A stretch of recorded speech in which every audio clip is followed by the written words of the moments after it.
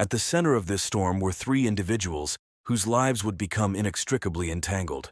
Thaddeus Bracey, a 32-year-old personal trainer with a body chiseled from marble, had built a reputation as the go-to fitness guru. Among his newest clients was Julia Ashworth, a 45-year-old socialite known for her impeccable taste. Julia was the very picture of suburban success, intelligent, beautiful, and married to Luke Ashworth, a 50-year-old real estate mogul whose name graced half the commercial buildings in the nearby city. The Ashworths were the golden couple of Oak Ridge Heights. Their sprawling Georgian-style mansion hosted the most coveted parties, and their philanthropic efforts made headlines in the local press. To the outside world, they embodied the American dream, successful, charitable, and deeply in love. But as with many stories that begin in seeming perfection, cracks were forming in the foundation of the Ashworths' world. These fissures would provide the perfect entry point for Thaddeus Bracey, a man whose own past was shrouded in mystery and marked by a determination to rise above his humble beginnings. Little did anyone know that the arrival of Thaddeus in the Ashworths' lives would set in motion a chain of events that would lead to passion, betrayal, and ultimately, a confrontation that would leave the community reeling, and one person dead. Thaddeus Bracey's journey to becoming Oak Ridge Heights' most sought-after personal trainer was far from smooth. Born in a struggling neighborhood of Detroit, Thaddeus grew up in a world where survival often trumped ambition. His father, a factory worker, died when Thaddeus was just 10, leaving his mother to raise him and his two younger sisters on a meager salary. From an early age, Thaddeus found solace and strength in physical fitness. The local community center became his second home, where he spent countless hours lifting weights and running on old treadmills. It was here that he first dreamed of a life beyond the confines of his neighborhood. At 18, Thaddeus enlisted in the Army, seeing it as his ticket out. During his 4-year service, he honed his body and mind, earning accolades for his physical prowess and leadership skills. However, his military career came to an abrupt end when he was honorably discharged following a controversial incident involving a superior officer, the details of which Thaddeus never fully disclosed. Upon returning to civilian life, Thaddeus leveraged his military experience and physical conditioning into a career as a personal trainer. He started small, working at budget gyms and taking on any client he could find. His dedication, combined with his natural charisma, soon earned him a devoted following. 5 years before the events that would change everything, Thaddeus made the calculated decision to move to Oak Ridge Heights. He saw the affluent suburb as fertile ground for his ambitions, a place where his skills could command premium prices. Within 2 years, he had established himself as the trainer to the stars, his past struggles hidden behind a veneer of success and confidence. Luke and Julia Ashworth's marriage was the stuff of local legend. They had met 20 years earlier at a charity auction, where Luke, already a rising star in real estate, had outbid everyone for a date with Julia, then a recent college graduate working in public relations. Their whirlwind romance culminated in a lavish wedding just 6 months later, covered extensively by the local media. For the first decade of their marriage, Luke and Julia seemed to have it all. Luke's business acumen led to the rapid expansion of his real estate empire, while Julia's social skills and philanthropic efforts made them the darlings of Oak Ridge Heights high society. They traveled the world, donated generously to local causes, and hosted events that were the talk of the town. However, as the years wore on, subtle tensions began to emerge. Luke's workaholic tendencies meant he was often absent, leaving Julia to manage their social life and household alone. Their inability to conceive a child, despite years of trying and expensive fertility treatments, added strain to their relationship. To the outside world, the Ashworths maintained a united front. They still attended events arm in arm, smiling for cameras and exchanging loving glances.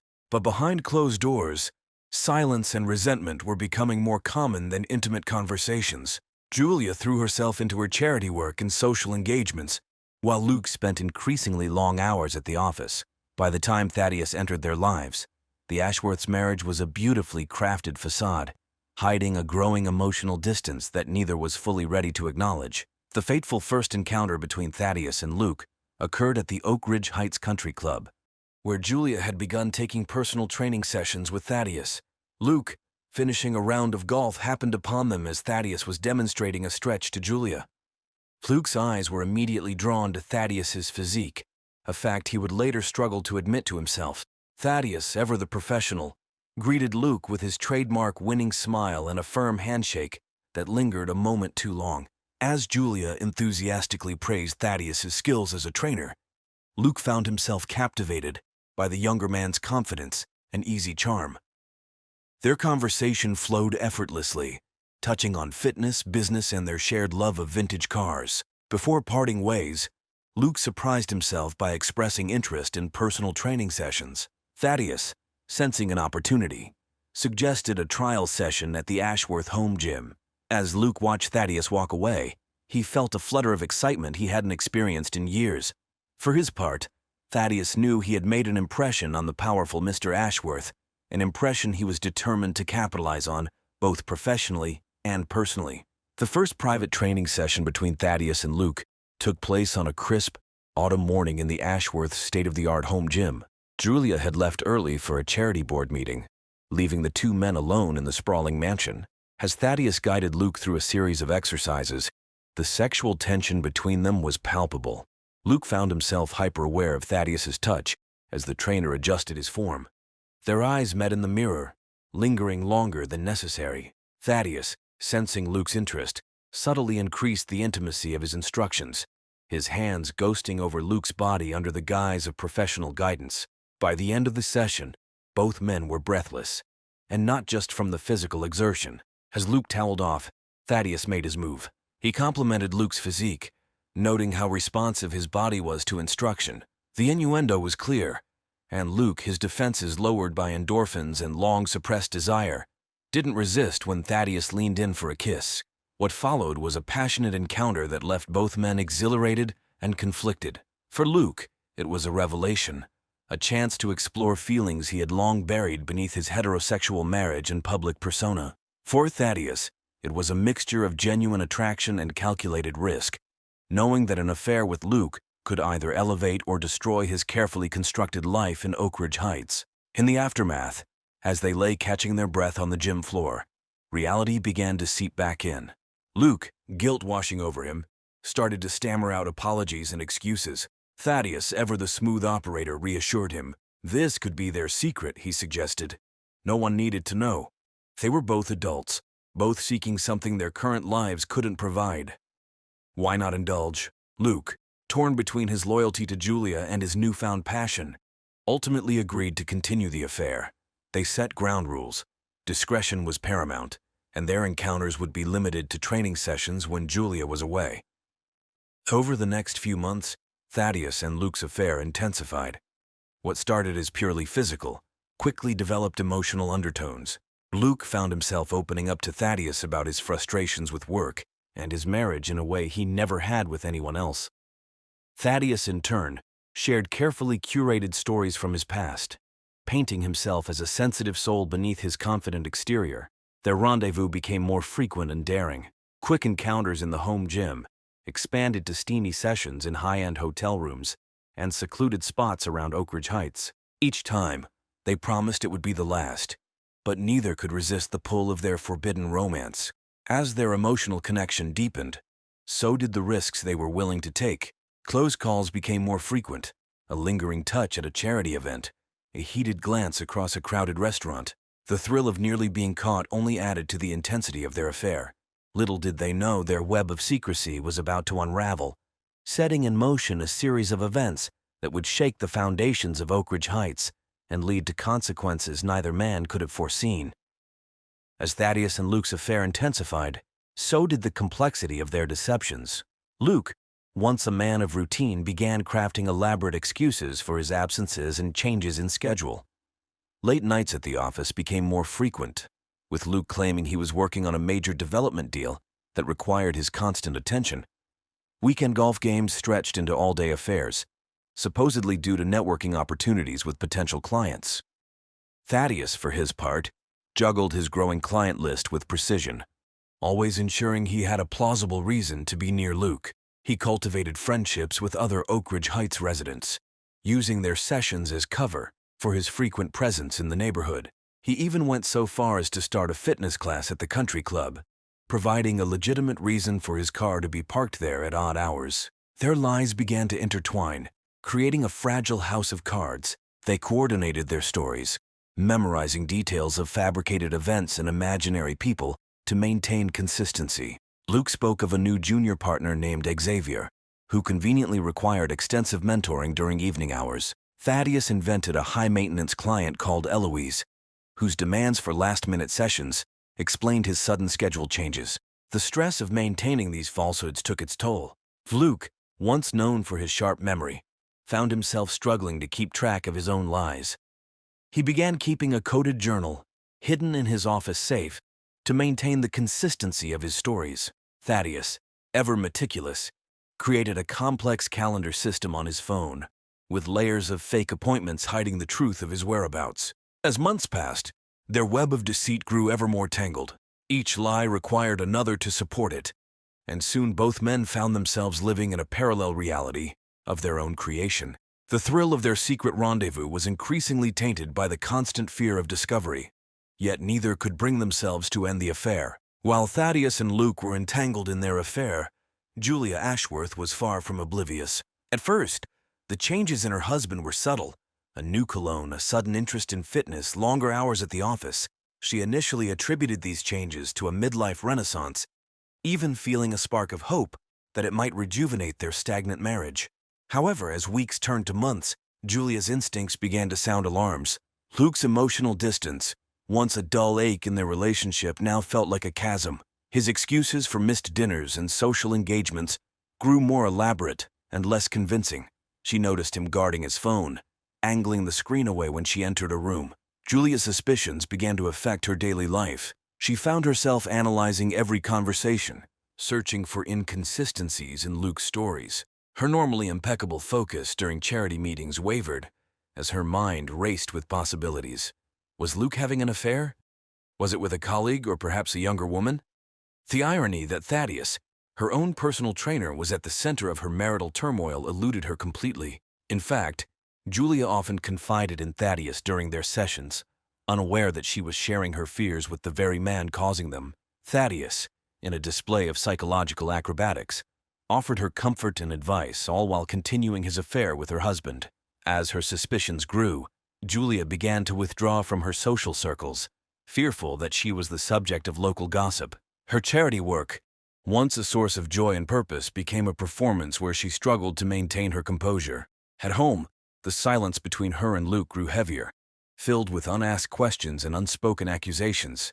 Determined to uncover the truth, Julia decided to take matters into her own hands, setting in motion a series of events that would ultimately lead to a confrontation with devastating consequences. The fragile equilibrium of Thaddeus and Luke's secret affair was shattered. One rainy Tuesday afternoon, when Thaddeus received an anonymous text message. The contents were chilling. A clear photograph of him and Luke in an intimate embrace, taken through the window of their favorite hotel room. The message that followed was succinct. $50K or this goes public. You have 48 hours. Panic set in immediately. Thaddeus's carefully constructed world in Oak Ridge Heights teetered on the brink of collapse. His reputation, his business, everything he had worked for was at risk. But more than that, the threat extended to Luke. Exposure would mean the end of his marriage, potential professional ruin, and public humiliation. Thaddeus immediately contacted Luke, arranging an urgent meeting under the guise of an emergency training session. In the secluded corner of a 24-hour gym, Thaddeus showed Luke the threatening message. Luke's face drained of color as he realized the precariousness of their situation. The next 48 hours were a frenzy of activity, as they scrambled to gather the funds without raising suspicion. Luke, despite his wealth, found himself in a liquidity crunch due to ongoing real estate developments. He was forced to take out a high-interest loan, claiming it was for a time-sensitive business opportunity. Thaddeus liquidated his savings and maxed out his credit cards, telling his bank he was planning to open a new gym. As the deadline approached, the strain began to show. Luke became irritable and distracted, snapping at colleagues and avoiding Julia even more than usual. Thaddeus's typically flawless training sessions were marred by distraction and anxiety, leading to complaints from some of his high-profile clients. With just hours to spare, they managed to cobble together the required amount. Following the blackmailer's instructions, Thaddeus made the drop at a designated location, a nondescript locker at the Oak Ridge Heights bus terminal. As he walked away, having secured a promise that all evidence would be destroyed, Thaddeus felt a mix of relief and deepening dread. Who was behind this? Could they trust that it was truly over? The blackmail incident left both men shaken. What had once been an exhilarating secret was now a source of constant fear. Every unexpected phone call, every lingering glance from a stranger on the street became a potential threat. The passion that had fueled their affair was now tempered by paranoia. Moreover, the financial strain of the blackmail payment introduced new tensions. Luke, forced to explain the sudden loan to his business partners, found himself entangled in more lies. Thaddeus, his savings depleted, began to take on more clients and longer hours, leaving less time for their clandestine meetings. As they grappled with these new realities, neither man realized that their actions had not gone unnoticed. The withdrawn funds, the secretive meetings, the sudden changes in behavior, all of these had caught the attention of someone much closer to home. Julia Ashworth, her suspicions now a raging fire, had decided it was time to uncover the truth, no matter the cost. Driven by a mixture of suspicion, hurt, and determination, Julia Ashworth embarked on a mission to uncover the truth behind her husband's increasingly erratic behavior. Her first step was to hire Rhonda Vesper, a discreet but highly effective private investigator recommended by a fellow socialite who had gone through a messy divorce. Rhonda began her investigation with meticulous precision. She set up surveillance on Luke, tracking his movements and photographing his encounters. Initially, the evidence seemed innocuous.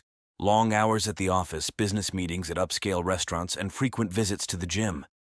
However, as days turned into weeks, patterns began to emerge that didn't quite add up. Luke's supposed late-night meetings often coincided with times when Thaddeus's car was spotted in the vicinity.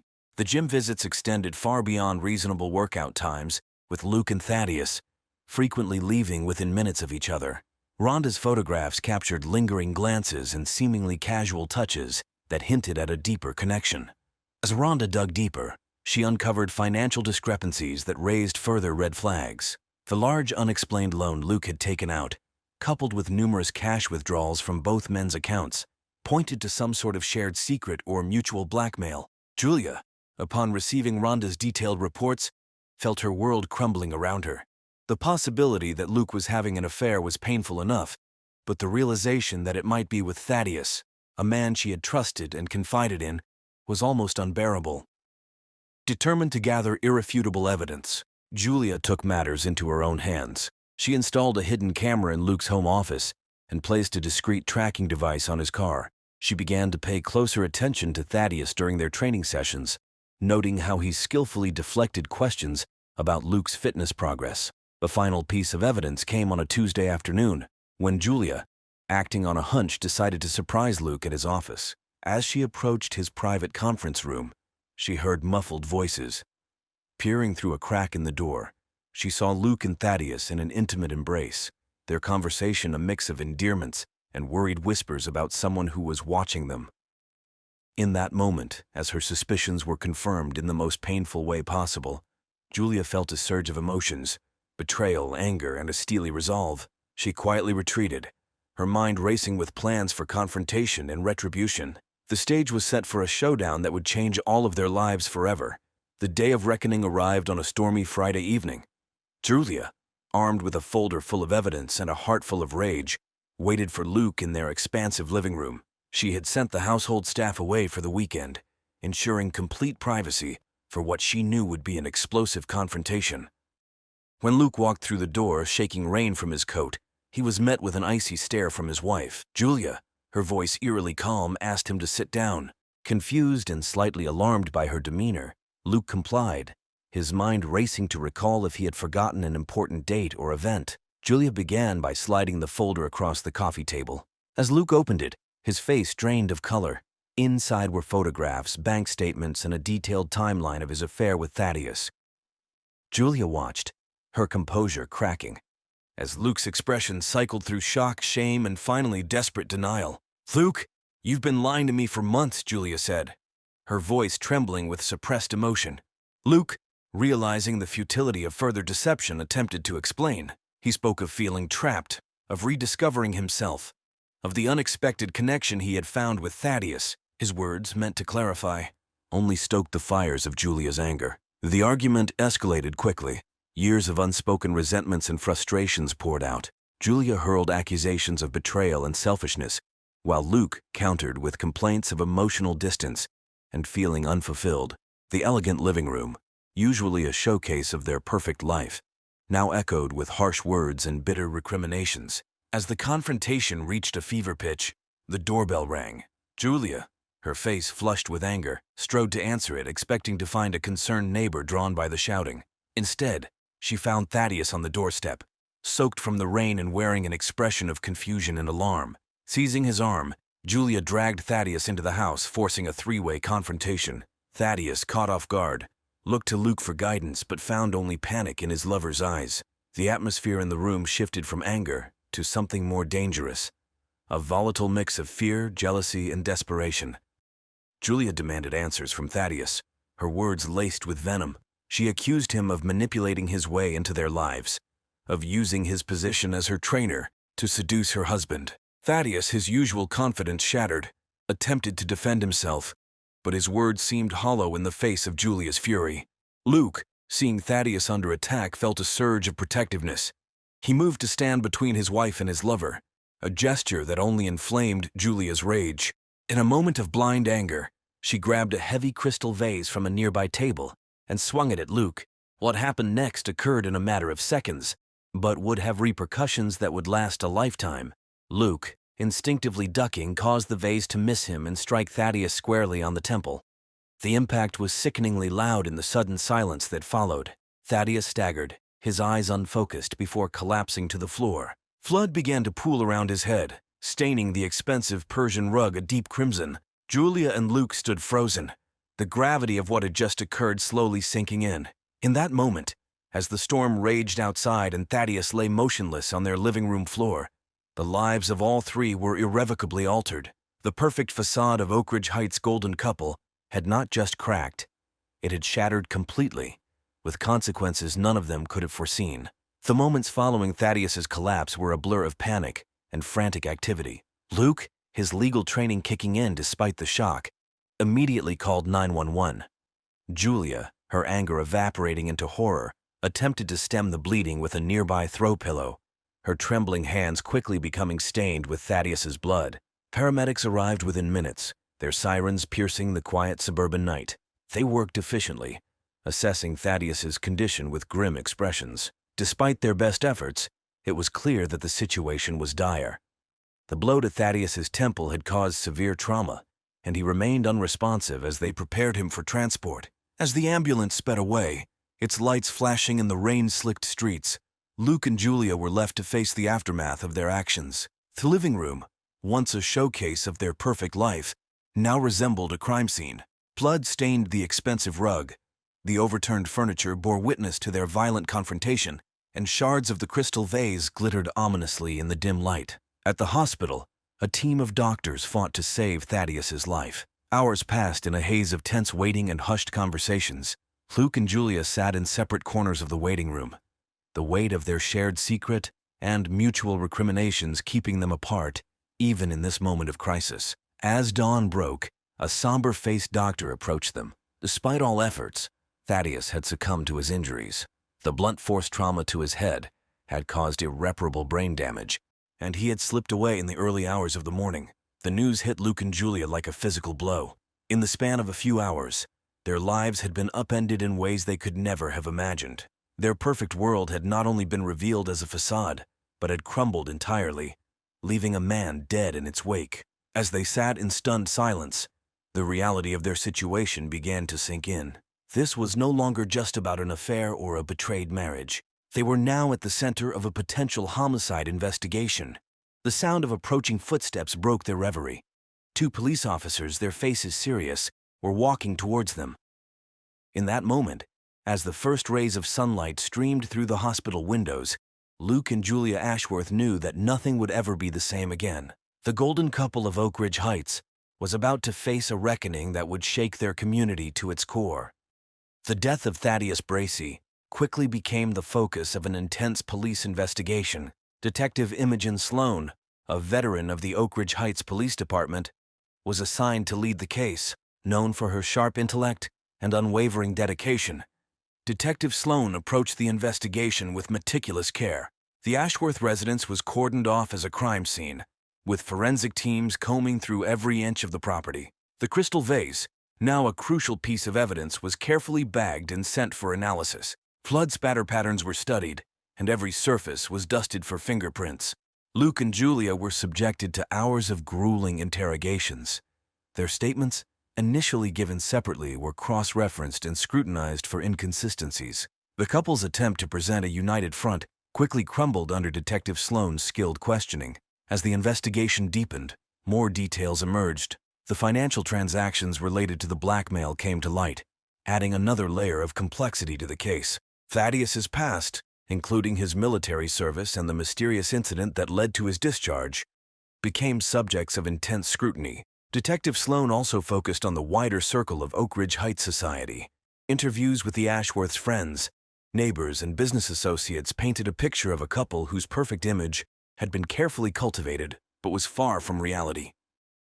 As weeks passed, the investigation began to point towards a charge of involuntary manslaughter. The evidence suggested that while Thaddeus's death was not premeditated, it was the direct result of Julia's actions during a heated confrontation.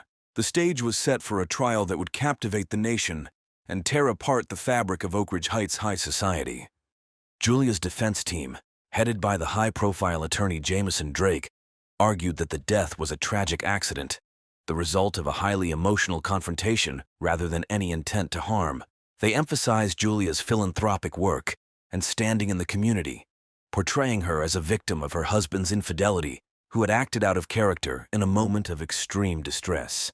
The trial lasted 4 weeks, captivating the nation with its mix of sex, betrayal, and suburban scandal. Luke's testimony proved particularly damaging as he struggled to reconcile his loyalty to Julia with the truth of his affair with Thaddeus. In the end, the jury found Julia guilty of involuntary manslaughter. The judge, taking into account her lack of prior criminal history and the circumstances of the case, sentenced her to 5 years in prison, a decision that sparked debate about privilege and justice in America. Luke, while not criminally charged, faced civil lawsuits from Thaddeus's family and the collapse of his business empire as clients distanced themselves from the scandal. As Julia was led away to begin her sentence, the once golden couple of Oak Ridge Heights had been reduced to cautionary tales, their fall from grace complete and irreversible.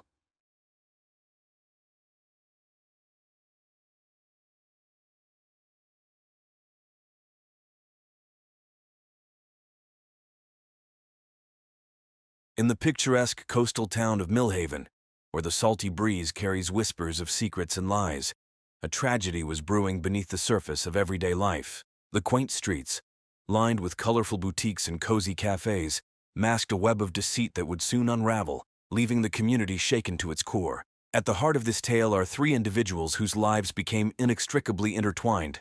Lachlan Thorne, a man desperate for financial stability and respect. Zara Callahan, a talented chef with dreams bigger than the small town could contain. And Enzo Rossi, the charismatic owner of a popular Italian restaurant. To the outside world, Lachlan and Zara appeared to be the perfect couple, young and in love with a bright future ahead. Their engagement was the talk of the town, a beacon of hope in a place where everyone knew everyone else's business. But beneath the surface, cracks were forming in their relationship, cracks that would soon split wide open. Enzo, with his easy charm and successful business, seemed to have it all. His restaurant was a local institution, and his marriage to Vivian, a respected member of the town council, was envied by many. Yet, behind closed doors, Enzo harbored his own dissatisfactions and desires. As summer faded into autumn, the stage was set for a series of events that would lead to betrayal, blackmail, and ultimately, bloodshed. The story of how these 3 lives collided is a cautionary tale of passion, greed, and the devastating consequences of keeping secrets in a town where the truth always finds its way to the surface. Lachlan Thorne's story began far from the shores of Millhaven, in a struggling mining town where dreams went to die. The youngest of 4 children, Lachlan grew up watching his father descend into the depths of the earth day after day, only to return home beaten down by the relentless toil. His mother, a part-time seamstress, struggled to keep the family afloat, her fingers constantly pricked by needles as she worked late into the night. From an early age, Lachlan vowed he would escape the cycle of poverty that had trapped his parents. He threw himself into his studies, earning a scholarship to a prestigious university in the city. But the transition from his humble beginnings to the world of academia proved more challenging than he anticipated. Surrounded by wealthy peers who seemed to navigate college life with ease, Lachlan felt like an outsider, constantly battling the feeling that he didn't belong. Despite his best efforts, Lachlan's insecurities began to manifest in self-destructive behaviors. He developed a gambling habit, convinced that one big win could solve all his problems. Instead, it left him deeper in debt, forcing him to take on multiple part-time jobs just to stay afloat. By the time he graduated, the promise of a bright future had dimmed considerably. Lachlan drifted from job to job, never quite finding his footing in the corporate world. His resume became a patchwork of short-term positions and gaps, each failure chipping away at his self-esteem. As his 30th birthday approached, he found himself back in a small town, not unlike the one he had tried so hard to escape. It was in Millhaven that Lachlan's luck seemed to change. He landed a job as a marketing manager for a local brewery, a position that finally allowed him to showcase his skills. More importantly, it was here that he met Zara Callahan. Their whirlwind romance offered Lachlan a glimpse of the life he had always dreamed of. Successful, respected, and loved. When he proposed to Zara after just 6 months of dating, Lachlan truly believed he had finally overcome his past. But old habits die hard, and the pressure to provide Zara with the life he thought she deserved began to weigh heavily on him. As wedding plans progressed, Lachlan found himself once again drawn to the false promise of easy money, setting in motion a chain of events that would lead to tragedy. Zara Callahan's journey to Millhaven was paved with both passion and pain. Born to a free-spirited mother and an absent father, Zara spent her childhood bouncing between relatives' homes and short-term apartments. Her mother, Fiona, was a talented artist, but struggled with substance abuse, leaving young Zara to fend for herself more often than not. It was during one of their stays with Zara's maternal grandmother that she discovered her love for cooking. In her grandmother's warm, fragrant kitchen, Zara found solace and stability. She would spend hours watching the elderly woman transform simple ingredients into mouth-watering dishes, soaking up every technique and family recipe like a sponge. As Zara entered her teenage years, her mother's addiction worsened. At 15, Zara made the difficult decision to leave her mother's care, moving in permanently with her grandmother. It was a choice that haunted her, but one that allowed her to focus on her dreams. She threw herself into her culinary pursuits, working part-time at local restaurants while excelling in her high school's home economics classes. Zara's talent didn't go unnoticed. She earned a scholarship to a prestigious culinary school, where she honed her skills and developed her own unique style. Her instructors praised her innovative approach to traditional dishes, and her fellow students admired her dedication and creativity. However, just as Zara was about to graduate, tragedy struck. Her grandmother passed away suddenly, leaving Zara feeling unmoored once again. Grief-stricken and unsure of her next move, she deferred her dreams of working in a big city restaurant and returned to her grandmother's house in Millhaven. It was meant to be temporary, just long enough to settle her grandmother's affairs. But when she heard that the renowned restaurant was hiring, Zara saw an opportunity to gain experience. While figuring out her next steps, she impressed Enzo Rossi with her skills and passion, and what was supposed to be a short-term position turned into years. Zara threw herself into her work, quickly rising through the ranks to become the restaurant's sous chef. She found a sense of family among her co-workers and began to put down roots in Millhaven. When she met Lachlan, it seemed like the final piece of her life was falling into place. Little did she know that the stability she had worked so hard to achieve was about to be shattered by a web of desire, deceit, and desperation. The restaurant stood as a testament to Enzo Rossi's unwavering ambition and culinary expertise. The restaurant, with its warm terracotta walls and the intoxicating aroma of authentic Italian cuisine, had been Enzo's dream since he first set foot in Millhaven 20 years ago. A first-generation immigrant, Enzo had arrived with little more than a suitcase full of his nonna's recipes and an unshakable determination to succeed. The early years were a struggle, with Enzo working grueling hours to establish his restaurant's reputation. His charm and culinary skills gradually won over the initially skeptical locals, and the restaurant became the go-to spot for everything from first dates to golden wedding anniversaries. Enzo took pride in knowing his regular customers by name, always ready with a warm smile and a perfectly paired wine recommendation. It was during this period of growing success that Enzo met Vivian, a local girl from a well-respected family. Their whirlwind romance culminated in a lavish wedding that was the talk of Millhaven for months. Vivian, with her sharp business acumen, helped streamline the restaurant's operations, allowing Enzo to focus on what he loved most, creating exquisite dishes in the kitchen. On the surface, Enzo appeared to have it all: a thriving business, a beautiful wife, and the respect of the community. He became a pillar of Millhaven society, sponsoring local events and mentoring aspiring chefs at the high school. His annual charity dinners were legendary, raising substantial funds for various community projects. However, as the years passed, cracks began to appear in Enzo's seemingly perfect life. The long hours at the restaurant took their toll on his marriage. Vivian, now deeply involved in local politics, had less and less time for the romantic gestures that had once characterized their relationship. Their conversations, once filled with dreams and laughter, became focused on business strategies and social obligations. Enzo found himself increasingly restless, yearning for the passion that seemed to have faded from his life. He threw himself into his work, constantly innovating and expanding the restaurant's menu. But even his beloved kitchen began to feel like a gilded cage, trapping him in a life that no longer brought him joy. As he approached his 50th birthday, Enzo felt a growing sense of dissatisfaction.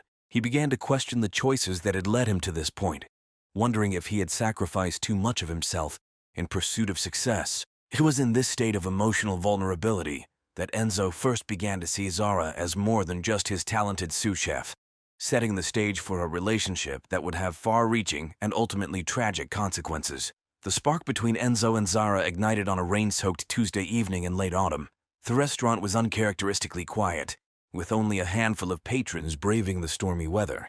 As closing time approached, Enzo found himself alone in the kitchen with Zara, both of them working in comfortable silence to prepare for the next day. It was Zara who broke the quiet, suggesting a new twist on one of the restaurant's classic dishes. Enzo, intrigued, invited her to demonstrate. As they worked side by side, chopping herbs and sautéing vegetables, Enzo was struck by Zara's passion and creativity. Her eyes lit up as she explained her ideas, and Enzo found himself drawn in not just by her culinary skills, but by her vibrant energy. As they tasted the finished dish together, their eyes met over the steaming plate. In that moment, something shifted between them. Enzo, caught off guard by the intensity of his feelings, made a casual comment about the late hour and suggested they call it a night. But as Zara gathered her things to leave, a clap of thunder startled her, causing her to drop her bag. Enzo rushed to help, and as they both reached for the scattered contents, their hands touched. The physical contact, brief as it was, sent a jolt through both of them. Before either could fully process what was happening, they found themselves in each other's arms, sharing a passionate kiss that left them both breathless and confused. In the days that followed, Enzo and Zara tried to maintain a professional distance, but the tension between them was palpable. Stolen glances across the kitchen, lingering touches as they passed each other in the narrow hallways. It was only a matter of time before they gave in to their desires. Their first real encounter happened after hours in Enzo's office. What started as a discussion about the next season's menu quickly evolved into a heated expression of their pent-up passion. As they lay tangled together on the small leather sofa, both Enzo and Zara knew they had crossed a line that could never be uncrossed. For Zara, the affair was a whirlwind of conflicting emotions. The exhilaration of being with Enzo was constantly at war with her guilt over betraying Lachlan. She told herself it was just a physical thing, that her feelings for her fiancé remained unchanged.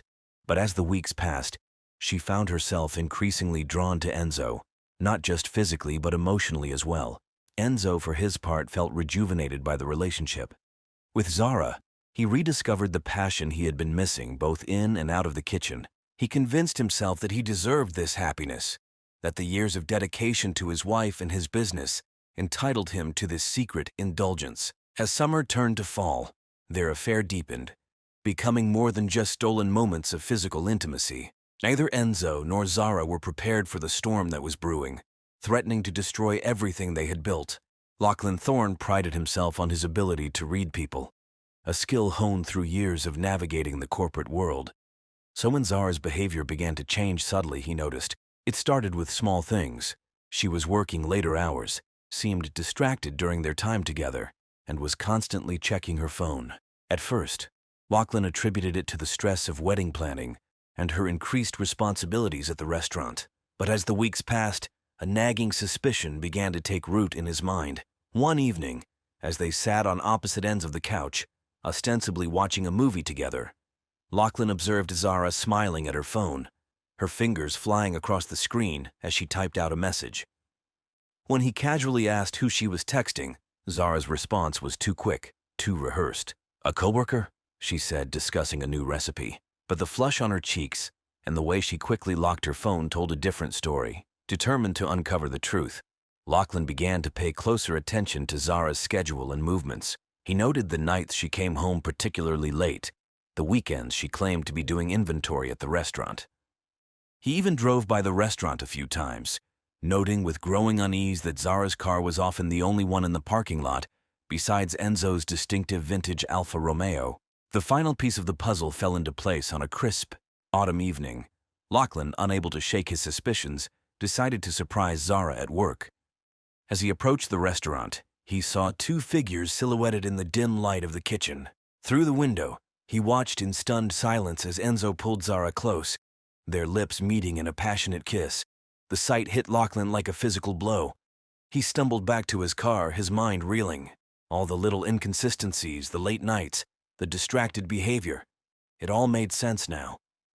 The woman he loved, the woman he had planned to spend his life with, was having an affair with her boss. As he sat in his car watching the restaurant, a toxic mixture of emotions coursed through him. Hurt, betrayal, anger, but also surprisingly a cold calculation. Lachlan had always prided himself on his ability to turn situations to his advantage, and as the initial shock wore off, his mind began to work. He thought about the upcoming wedding, the deposits they had already paid. He thought about the shame of calling it off, of admitting to friends and family that he had been deceived. And then he thought about the restaurant, about Enzo's wealth and success. A plan began to form in Lachlan's mind. If Zara thought she could betray him and get away with it, she was sorely mistaken. He would make her pay, quite literally, and in doing so, he would secure the financial stability he had always craved. As he started his car and drove away from the restaurant, Lachlan's hurt and betrayal hardened into resolve. Zara's infidelity would be her downfall, and his ticket to the life he deserved. Lachlan bided his time, carefully planning his next move. He needed irrefutable evidence before confronting Zara. Over the next week, he meticulously documented her comings and goings, even going so far as to plant a small voice-activated recorder in her car. It was an invasion of privacy that made him feel dirty, but he justified it as necessary, given the circumstances. When he finally had what he needed, a recording of Zara and Enzo in an intimate conversation that left no doubt about their relationship, Lachlan set his plan in motion. He chose a quiet Sunday morning, when Zara was relaxed and off guard, to spring his trap. "Lachlan, I know about you and Enzo," he said without preamble as Zara sipped her coffee. The mug slipped from her fingers, shattering on the kitchen floor. Her face, drained of color, told him everything he needed to know. What followed was a conversation filled with tears, recriminations, and desperate pleas. Zara begged for forgiveness, swearing that the affair meant nothing, that Lachlan was the one she truly loved. But Lachlan had steeled himself against her explanations. He laid out his terms coldly. If she wanted to keep their engagement intact and avoid the scandal of her affair being exposed, she would have to do exactly as he said. His demands were simple yet devastating. Zara would use her position at the restaurant to embezzle money, skimming from the daily takings and manipulating the books to cover her tracks. The amount would start small but increase over time. Lachlan framed it as restitution, compensation for the hurt and humiliation she had caused him. Zara, caught between her guilt and her fear of losing everything, reluctantly agreed. She rationalized that it would be temporary, that she could find a way out of this situation without anyone getting hurt. But deep down, she knew she had set foot on a dangerous path. The scheme began slowly. Zara, leveraging her trusted position and her access to the restaurant's financial systems, started by pocketing small amounts from the cash register, no more than $50 at a time. She meticulously altered the daily reports, adjusting inventory numbers and falsifying receipts to cover her tracks. Each time she handed the stolen money to Lachlan, she felt a piece of her soul crumble away. Lachlan, for his part, treated the whole affair with a chilling detachment. He set up a separate bank account to deposit the stolen funds, careful to keep the transactions below amounts that might trigger suspicion. To the outside world, he played the role of the doting fiancé, but in private, he was cold and demanding, constantly pressing Zara for more. As weeks turned into months, the amounts grew larger. Lachlan's appetite for money seemed insatiable, and Zara found herself taking greater risks to meet his demands. She began to manipulate the payroll, creating ghost employees and diverting their salaries. She falsified supplier invoices, pocketing the difference between the actual and inflated costs. The stress of maintaining the deception took its toll on Zara. She lost weight, dark circles forming under her eyes from sleepless nights spent agonizing over her actions. Her once bubbly personality became subdued, her passion for cooking diminishing, as the kitchen she once loved became a constant reminder of her betrayal. Lachlan, however, thrived. The influx of cash allowed him to pay off his gambling debts and even start making risky investments in the stock market. He began to dress better, drive a newer car, and talk about purchasing a house, all under the guise of planning for their future together. As the wedding date approached, Zara found herself trapped in a nightmare of her own making. The thought of marrying Lachlan filled her with dread, but she saw no way out. She had committed crimes, betrayed not only her fiancé but also Enzo and the restaurant that had given her a chance. The weight of her actions pressed down on her, making each day a struggle to maintain the facade of normality. Little did Zara know that her carefully constructed house of cards was about to come tumbling down. Enzo, sharp-eyed and attentive to his business, had begun to notice discrepancies in the books. The confrontation that was brewing would set in motion a chain of events that would change all their lives forever. Enzo Rossi had built his restaurant empire on attention to detail, and it was this meticulous nature that first alerted him to the problem. Small inconsistencies in the daily reports, slight discrepancies in the inventory. Individually, they were easy to overlook, but collectively, they painted a troubling picture. At first, Enzo attributed the errors to simple mistakes or software glitches. He spent long nights poring over spreadsheets, trying to reconcile the numbers. But as the discrepancies continued to mount, a sinking feeling settled in his stomach. Someone was stealing from him, and given the nature of the manipulations, it had to be someone with intimate knowledge of the restaurant's operations. His suspicions inevitably turned to Zara. She had access to all the systems, and the changes had begun around the time their affair started. The thought that she might be betraying him professionally as well as personally was almost too much to bear. Enzo chose a quiet afternoon to confront Zara, calling her into his office under the pretense of discussing a new menu. As soon as the door closed behind her, the facade dropped. He laid out the evidence he had gathered, watching her face carefully for any reaction. Zara's world seemed to crumble around her.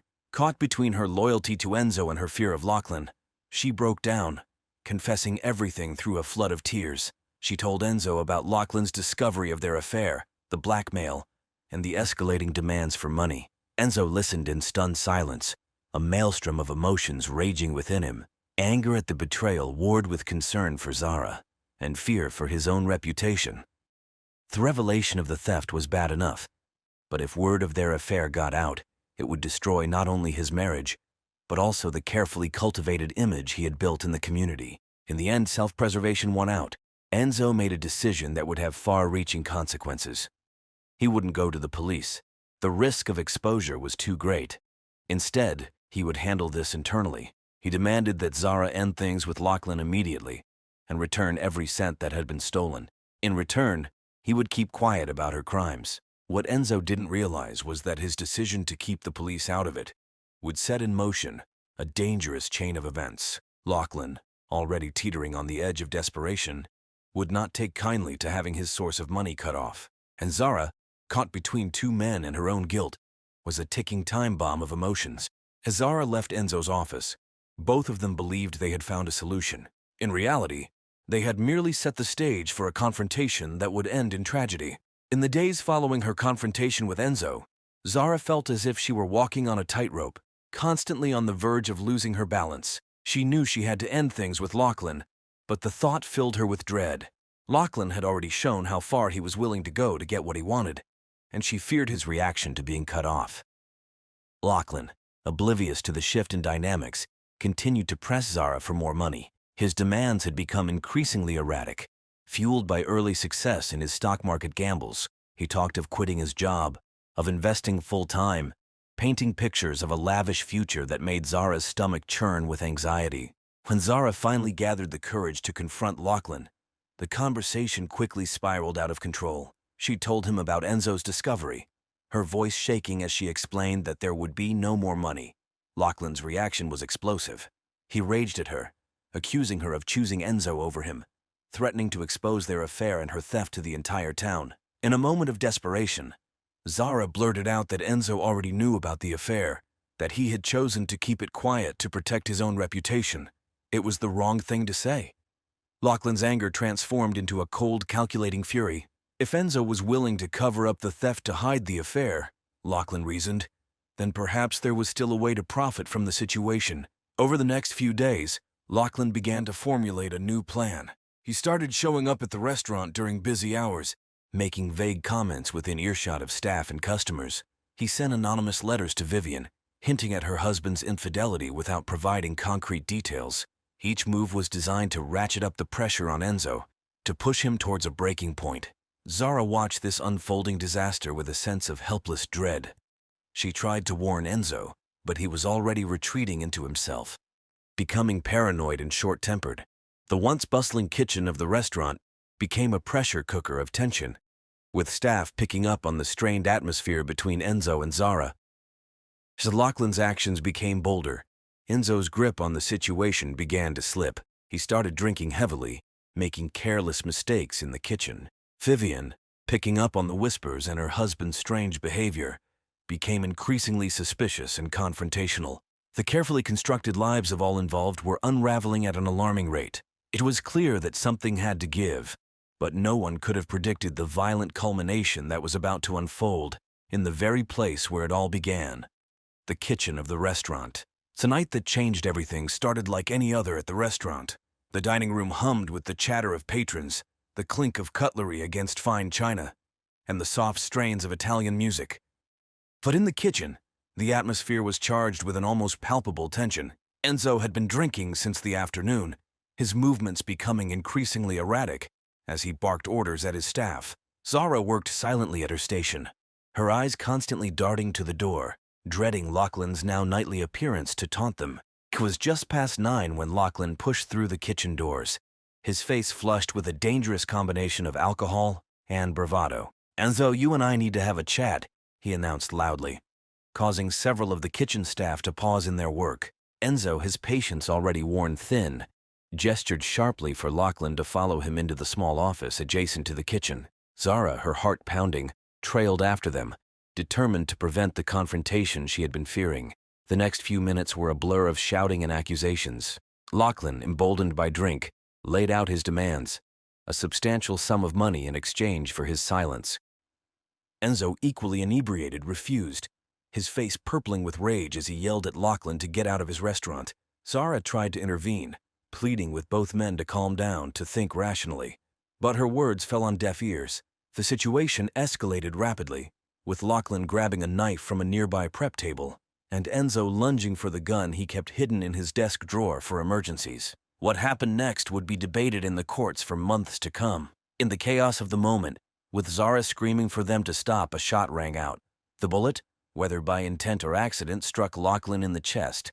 He staggered backward, a look of shock on his face before crumpling to the floor. The kitchen erupted into pandemonium. Staff members rushed in, drawn by the sound of the gunshot. Someone called for an ambulance, while others tried to stem the flow of blood from Lachlan's wound. Enzo stood frozen, the gun still in his hand, as the full impact of what had just occurred washed over him.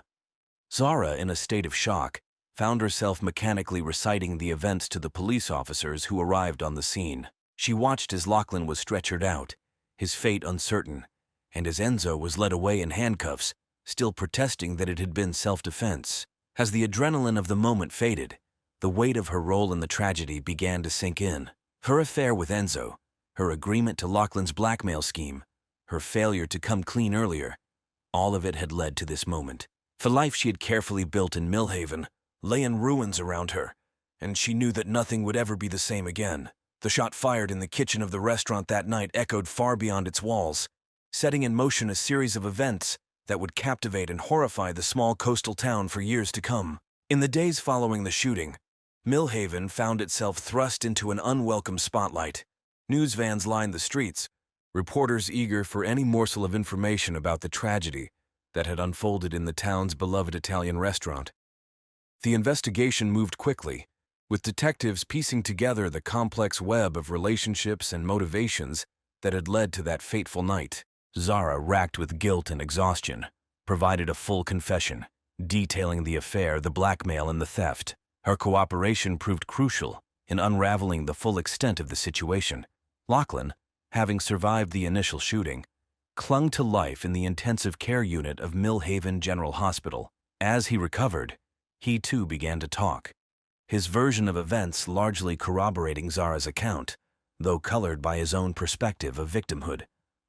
Enzo, initially held on attempted murder charges, maintained his claim of self-defense.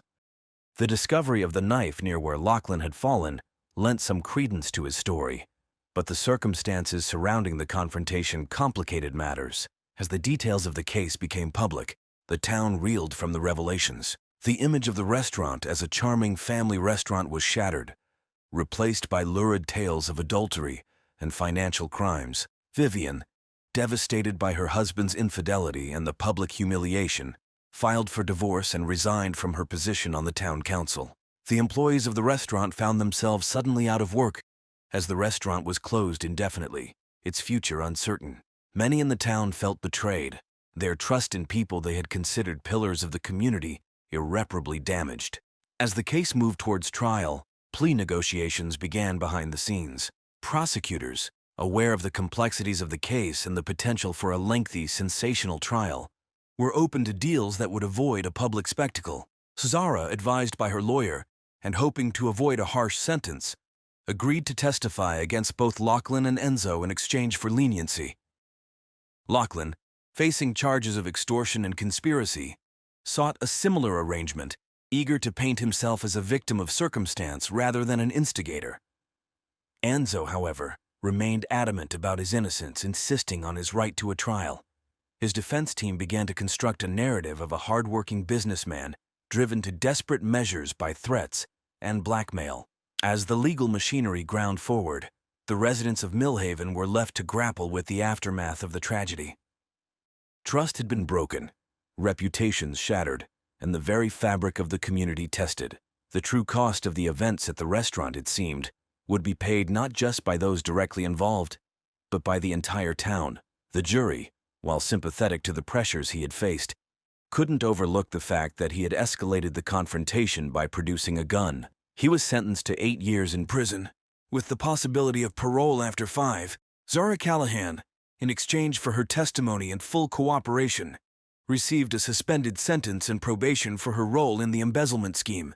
The judge, taking into account her remorse and the coercion she had faced, opted for leniency. However, her career in the culinary world was effectively over, her reputation irreparably tarnished.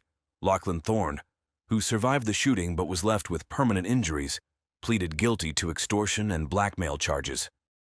He received a 5-year prison sentence, with the judge noting the calculated nature of his actions and the devastating consequences they had wrought.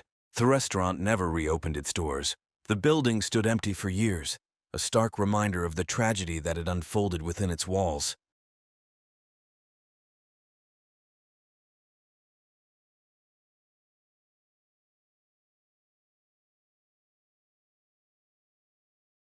Nestled in the heart of this idyllic community stood the home of Andrew and Jessica Howard. To their neighbors, the Howards appeared to be the perfect couple, successful, attractive, and deeply in love. Andrew, a financial analyst with a prestigious firm, was known for his sharp mind and quiet demeanor. His tall frame and piercing blue eyes gave him an air of authority that commanded respect from colleagues and neighbors alike.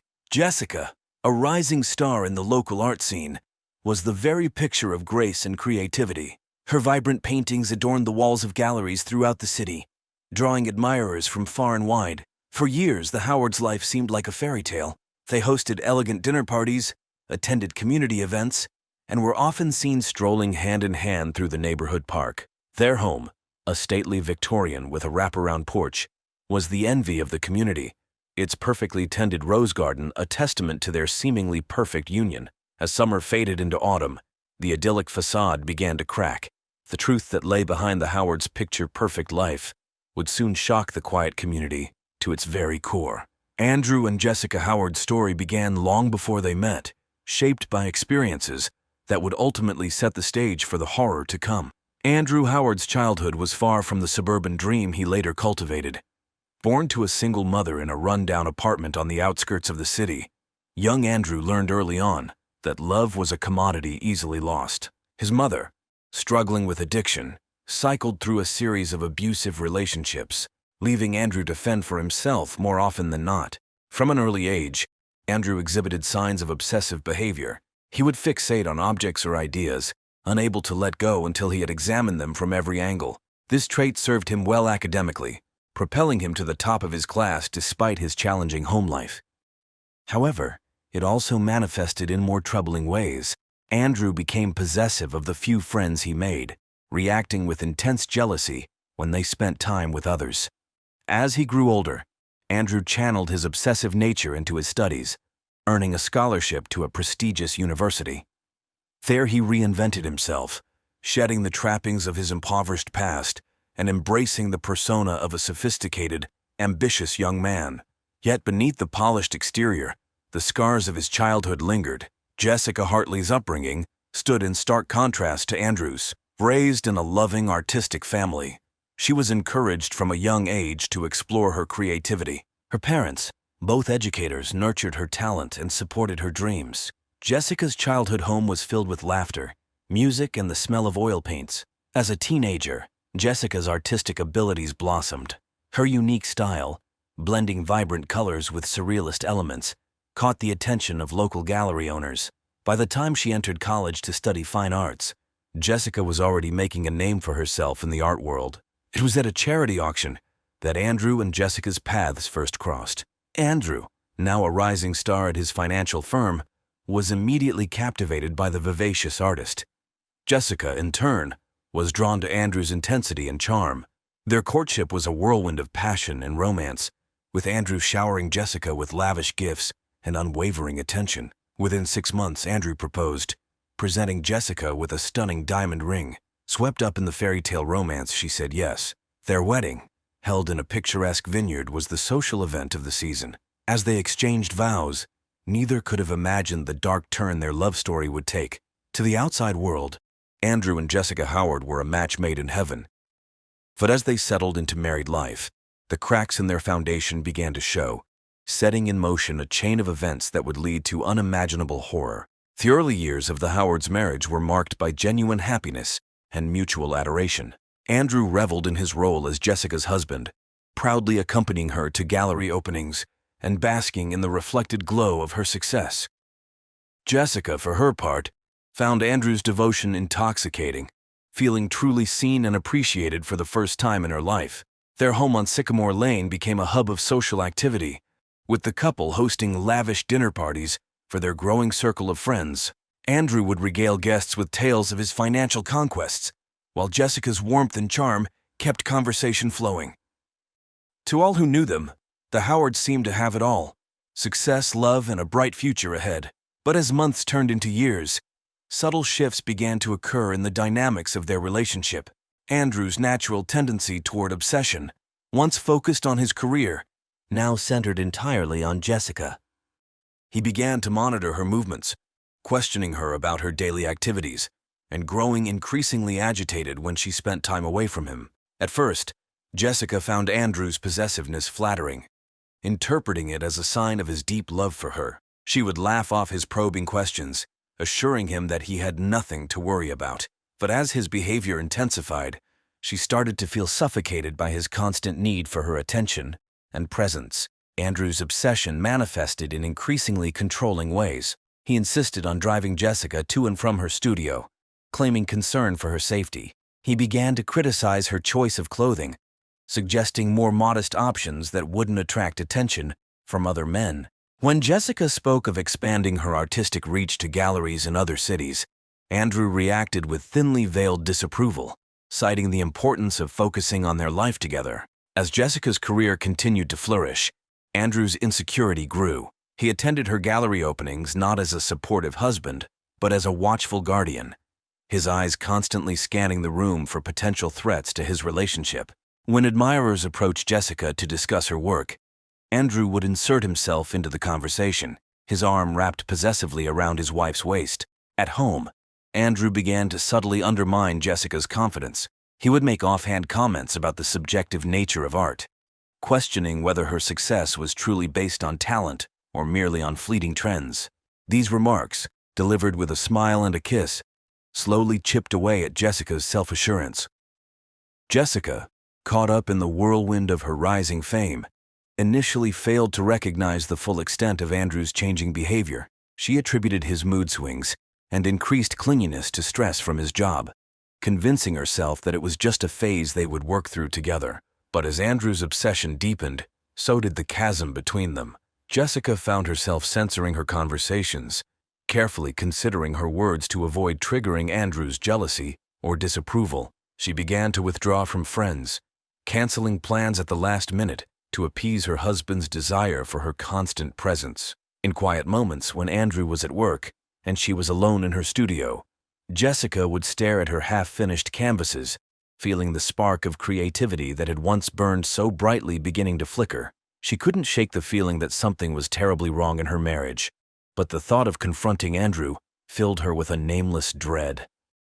Little did Jessica know that behind Andrew's increasingly erratic behavior lurked a darkness far more sinister than she could have imagined. As his obsession grew, so too did the twisted fantasies that would ultimately lead their love story to its horrifying conclusion.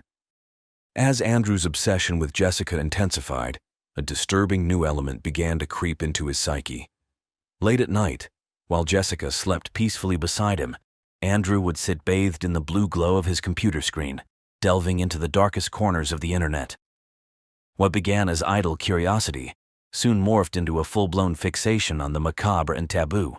Andrew found himself drawn to historical accounts of cannibalism, poring over tales of the Donner Party and ritualistic practices of ancient cultures. He devoured true crime stories about killers who had consumed their victims, his mind racing with a mixture of revulsion and fascination. As the weeks passed, his online searches became more specific, more disturbing. How to prepare human flesh, effects of consuming human meat, legal consequences of cannibalism.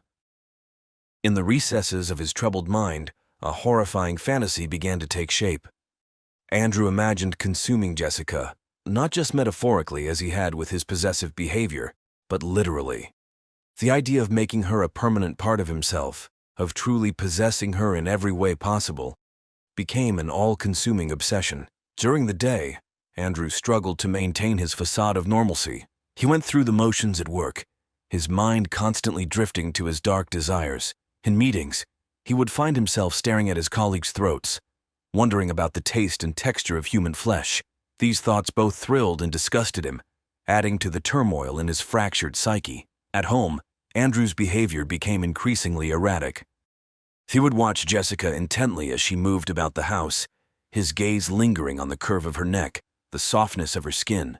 During dinner, he would ask strange questions about her diet and exercise routine, framing them as concern for her health, while secretly assessing her quality as potential sustenance. Jessica, unaware of the true nature of Andrew's thoughts, attributed his odd behavior to stress and tried her best to soothe him. She suggested they take a vacation, hoping that time away from work might help Andrew relax.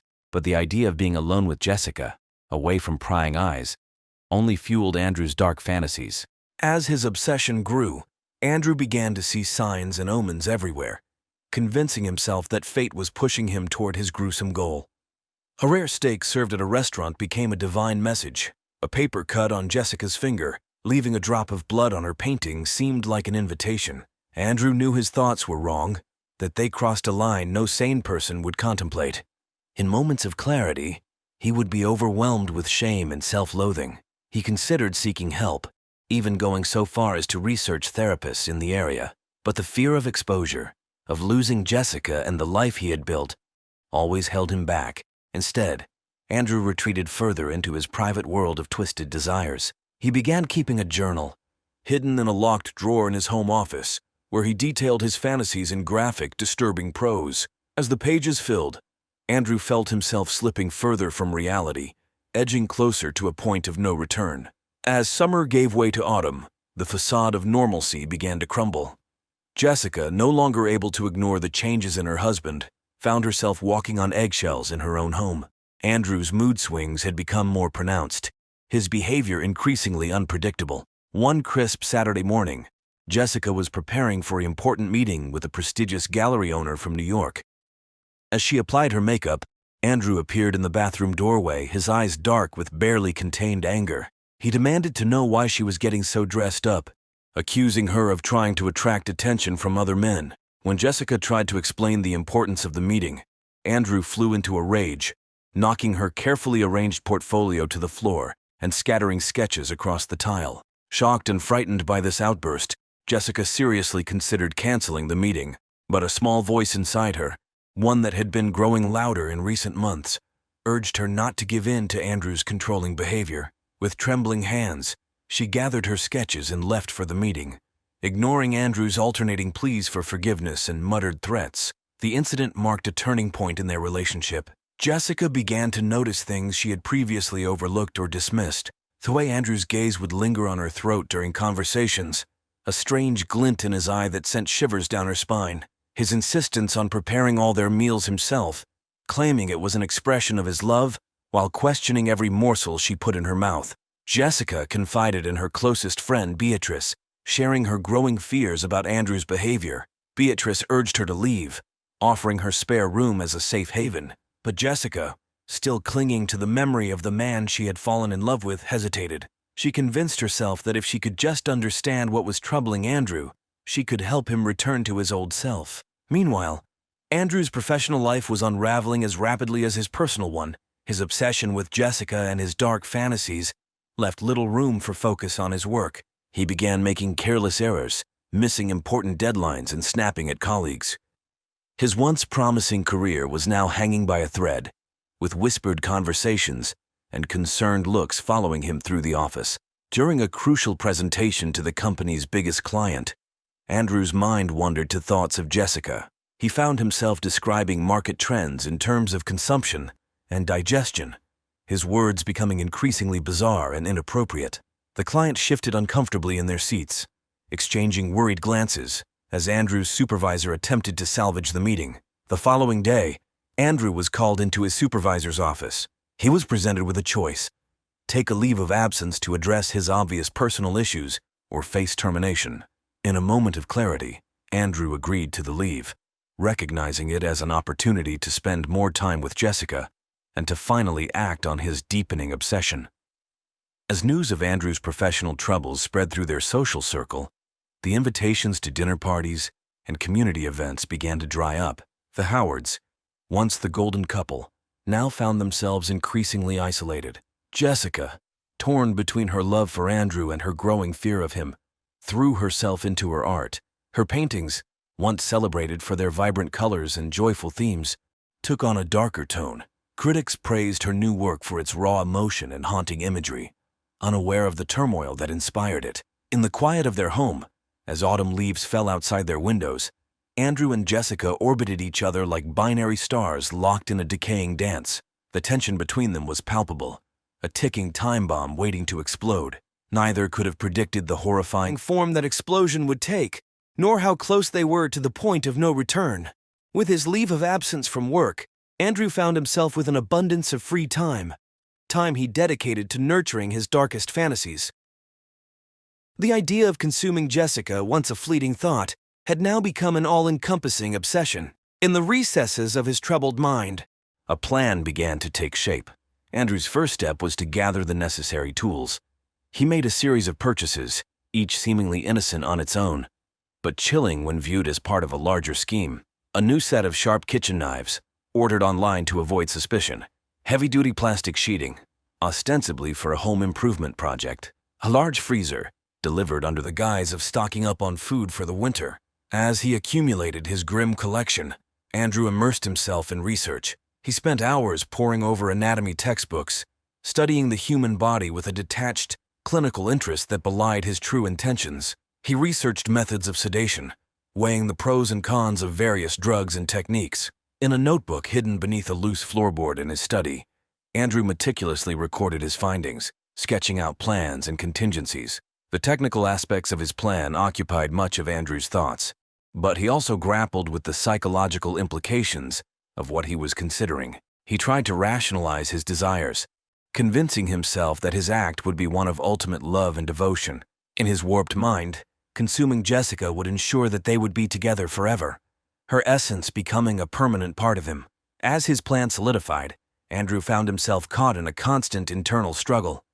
Moments of clarity would break through the fog of his obsession, leaving him horrified at what he was contemplating. In these moments, he would consider confessing everything to Jessica, begging for her help and forgiveness. But the pull of his dark desires was always stronger, dragging him back into the abyss of his twisted fantasy. Andrew began to test the waters, pushing the boundaries of his relationship with Jessica to see how far he could go. He tested trying new exotic foods, watching her reaction closely as he described dishes that skirted the edge of taboo. He initiated conversations about mortality and the nature of existence, probing Jessica's beliefs about the afterlife and the connection between body and soul. Jessica, already on edge from Andrew's erratic behavior, found these conversations deeply unsettling. She noticed a new intensity in his gaze when he looked at her, a hunger that seemed to go beyond mere desire. Though she couldn't put her finger on what exactly was wrong, her instincts screamed that she was in danger. As his plan neared completion, Andrew felt a mix of anticipation and dread. He knew that once he took action, there would be no going back. The life he had built, the facade of normalcy he had maintained for so long, would be shattered forever. But the compulsion to follow through with his dark fantasy had become too strong to resist.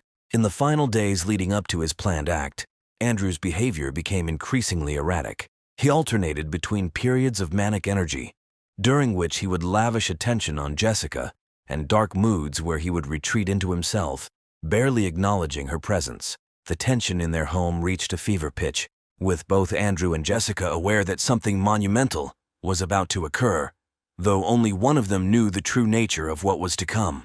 The morning dawned gray and overcast, matching the somber mood that had settled over the community. Jessica awoke to find Andrew's side of the bed empty, the sheets cold. She found him in the kitchen, meticulously sharpening a set of knives. The sight sent a chill down her spine, though she couldn't articulate why. "Andrew, you startled me," Jessica said, her voice trembling slightly. Andrew looked up, his eyes gleaming with an unsettling intensity. "Everything's perfect, my love," he replied, his voice unnaturally calm. "I'm just preparing for a special dinner tonight. I want everything to be just right." Jessica forced a smile, trying to ignore the knot of fear tightening in her stomach. "That sounds lovely," she said. "Is there anything I can do to help?"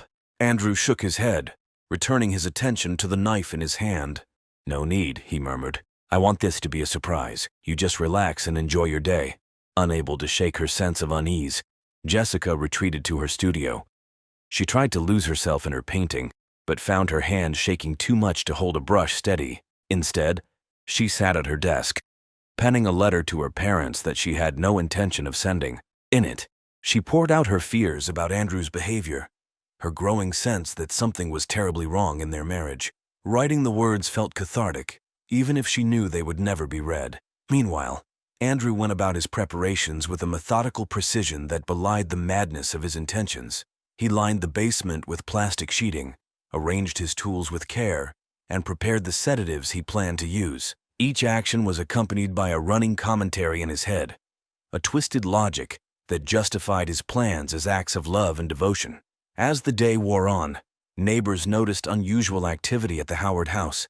Beatrice, Jessica's friend who lived across the street, observed Andrew making multiple trips to his car, loading and unloading various items. She considered calling Jessica to check in, but hesitated, not wanting to seem nosy. Another neighbor, Elderly Mr. Grayson was out walking his dog when he heard raised voices coming from inside the Howard home. He paused, straining to make out the words but could only discern the tone. Jessica's voice, high and frightened, followed by Andrew's lower, more menacing rumble. Inside, the confrontation that Mr. Grayson had overheard was reaching a boiling point. Jessica, unable to bear the tension any longer, had confronted Andrew about his behavior. Jessica confronted Andrew, her face streaked with tears as she expressed her confusion and fear over the changes in his behavior and their relationship. She pleaded with him to open up and explain what was happening. Andrew, feeling his carefully laid plan slipping away, struggled to maintain his composure. He responded cryptically, claiming she wouldn't understand and insisting that his actions were for the sake of their love. Sensing the dangerous undercurrent in Andrew's words, Jessica began to retreat. She suggested taking some time apart, proposing to stay with her parents until they could work through their issues. As Jessica turned to leave, Andrew's demeanor suddenly changed. He grabbed her arm forcefully, preventing her departure. His voice took on a menacing tone as he declared that he wouldn't allow her to leave, insisting that they were destined to be together forever. In that moment, looking into her husband's eyes, Jessica saw the full extent of his madness. She realized with a clarity that cut through her fear that she was in mortal danger. As Andrew's grip tightened, Jessica knew that the next few hours would determine not just the fate of her marriage, but her very survival. As the sun began to set, casting long shadows across the Howards' living room, the situation had reached a critical point. Jessica, her arm bruised from Andrew's grip, stood frozen in place, her mind racing to find a way out of this nightmare. "Andrew, please," she pleaded, struggling to keep her voice calm. "Let's talk about this. Whatever's going on, we can get through it together. We can get help." Andrew's eyes, once filled with love and warmth, now burned with a manic intensity that chilled Jessica to her core. "Don't you see?" he said, his voice eerily calm. "This is the only way we can truly be together. Forever." As he spoke, Andrew began to guide Jessica towards the basement door, his grip on her arm never loosening. Jessica's heart raced, knowing instinctively that if she allowed herself to be taken down those stairs, she might never come back up. In a desperate bid for freedom, Jessica stomped hard on Andrew's foot and twisted out of his grasp. She ran for the front door, her fingers fumbling with the lock as Andrew recovered and lunged towards her. Just as she managed to wrench the door open, Andrew slammed it shut, the bang echoing through the quiet suburban street. Outside, Mr. Grayson, who was returning from his evening walk, heard the commotion and paused. He could hear muffled shouting coming from inside the Howard home, the voices rising in intensity. Concerned, he approached the house, his hand hovering over his phone, ready to call for help. Inside, Jessica found herself cornered in the kitchen. She grabbed a knife from the counter, holding it out in front of her with shaking hands. "Stay back, Andrew," she warned, her voice quavering. "I don't want to hurt you, but I will if I have to." Andrew paused, his eyes fixed on the knife in Jessica's hand. "My love," he said, his tone sickeningly sweet. "You don't understand. This is for us. I'm going to make us one. You'll be a part of me forever." As he spoke, Andrew inched closer, his hand reaching for something in his pocket. Jessica, realizing with horror what he intended, knew she had to act. With a cry of fear and desperation, she lunged forward, the knife slashing across Andrew's outstretched arm. Andrew reeled back, more surprised than hurt, staring at the thin line of blood welling up on his skin. For a moment, the shock seemed to clear his mind. "Jessica," he said, his voice suddenly small and confused. "What's happening?" Jessica, seeing a glimmer of her husband in those confused eyes, felt a surge of hope. "Andrew," she said gently, lowering the knife slightly, "it's okay. We can get through this. Let me help you." But the moment of clarity was fleeting. Andrew's eyes hardened once more, the madness returning in full force. "No," he growled. "It's too late. We've come too far." With surprising speed, Andrew lunged forward, knocking the knife from Jessica's hand. She cried out in pain and fear as he grabbed her, his strength overwhelming her attempts to break free. Andrew began to drag her towards the basement door, Jessica's heels leaving scuff marks on the polished hardwood floor as she fought against him. Outside, Mr. Grayson had heard enough. The sounds of struggle and Jessica's cries for help spurred him into action. He dialed 911, his voice urgent as he reported a domestic disturbance to the dispatcher. Inside the house, Jessica managed to break free once more, running for the stairs in a desperate bid to reach a phone. Andrew pursued her, his face contorted with rage and frustration. As they struggled on the landing, a vase was knocked over, shattering on the floor below. The noise caught the attention of Beatrice, who had been watching the Howard house with growing concern all evening. She saw shadows moving frantically behind the curtains and heard what sounded like a scream. Without hesitation, she too called 911, her voice joining Mr. Grayson's in urging the police to hurry. The sirens began to wail in the distance. Andrew realized his carefully laid plans were crumbling around him. In a last, desperate attempt to fulfill his twisted fantasy, he redoubled his efforts to subdue Jessica. The two grappled at the top of the stairs, teetering dangerously close to the edge. Just as Andrew seemed to gain the upper hand, the sound of screeching tires and car doors slamming echoed from outside. The police had arrived, drawn by the frantic calls of concerned neighbors. As flashlight beams cut through the gathering darkness outside, Andrew and Jessica remained locked in their final desperate struggle, the fate of their tragic love story hanging in the balance. The quiet was shattered by the piercing wail of police sirens as squad cars converged. Officers leapt from their vehicles, hands on their holstered weapons, responding to the urgent calls of a domestic disturbance. Inside the house, Andrew and Jessica froze at the sound of car doors slamming and urgent voices outside. Jessica, seeing her chance for salvation, broke free from Andrew's grip and raced down the stairs screaming for help. Andrew, his mind reeling from the sudden interruption of his plans, hesitated for a crucial moment before giving chase. As he reached the bottom of the stairs, the front door burst open, revealing two police officers with weapons drawn. "Drop to the ground now," one officer shouted, his voice authoritative and firm. Andrew, cornered and desperate, made a final lunge for Jessica. In that instant, several things happened at once.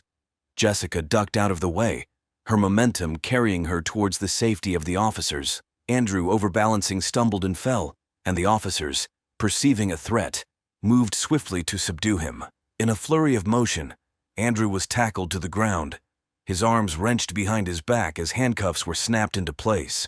He thrashed and yelled incoherently, all pretense of sanity gone as he watched his twisted fantasy slip away. Jessica, shaking and sobbing, was gently led outside by a female officer. She collapsed into the arms of Beatrice, who had rushed over as soon as the police arrived. Neighbors gathered on the street, watching in shocked silence as the scene unfolded. Andrew, deemed mentally unfit to stand trial, was committed to a high-security psychiatric facility.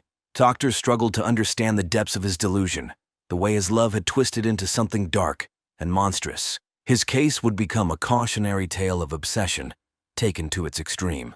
The Howard house stood empty, a silent reminder of the tragedy that had almost occurred within its walls.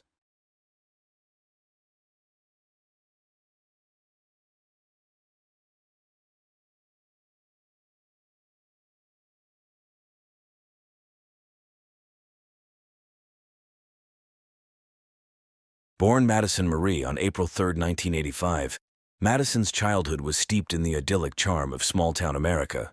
Her parents raised her with a blend of love, discipline, and appreciation for the arts. From an early age, Madison displayed a voracious appetite for literature. Her parents nurtured this passion, filling their modest home with books and encouraging Madison's academic pursuits. As she blossomed into a teenager, Madison's intelligence and beauty made her a popular figure at Pine Haven High School, though she often preferred the company of books to that of her peers.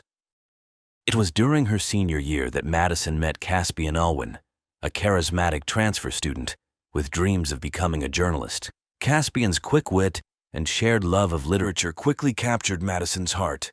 Their whirlwind romance became the talk of the town, with many predicting a bright future for the young couple. After graduating high school, Madison and Caspian both attended the University of Oregon. Madison pursued a degree in library science, while Caspian studied journalism. Their college years were marked by late-night study sessions, passionate debates about literature, and dreams of a life filled with adventure and intellectual pursuits. Upon graduation, the couple returned to Pine Haven. Madison secured a position at the local library, quickly working her way up to head librarian. Caspian, however, struggled to find fulfilling work in the small town. His dreams of becoming an investigative journalist seemed increasingly out of reach in the quiet confines of Pine Haven.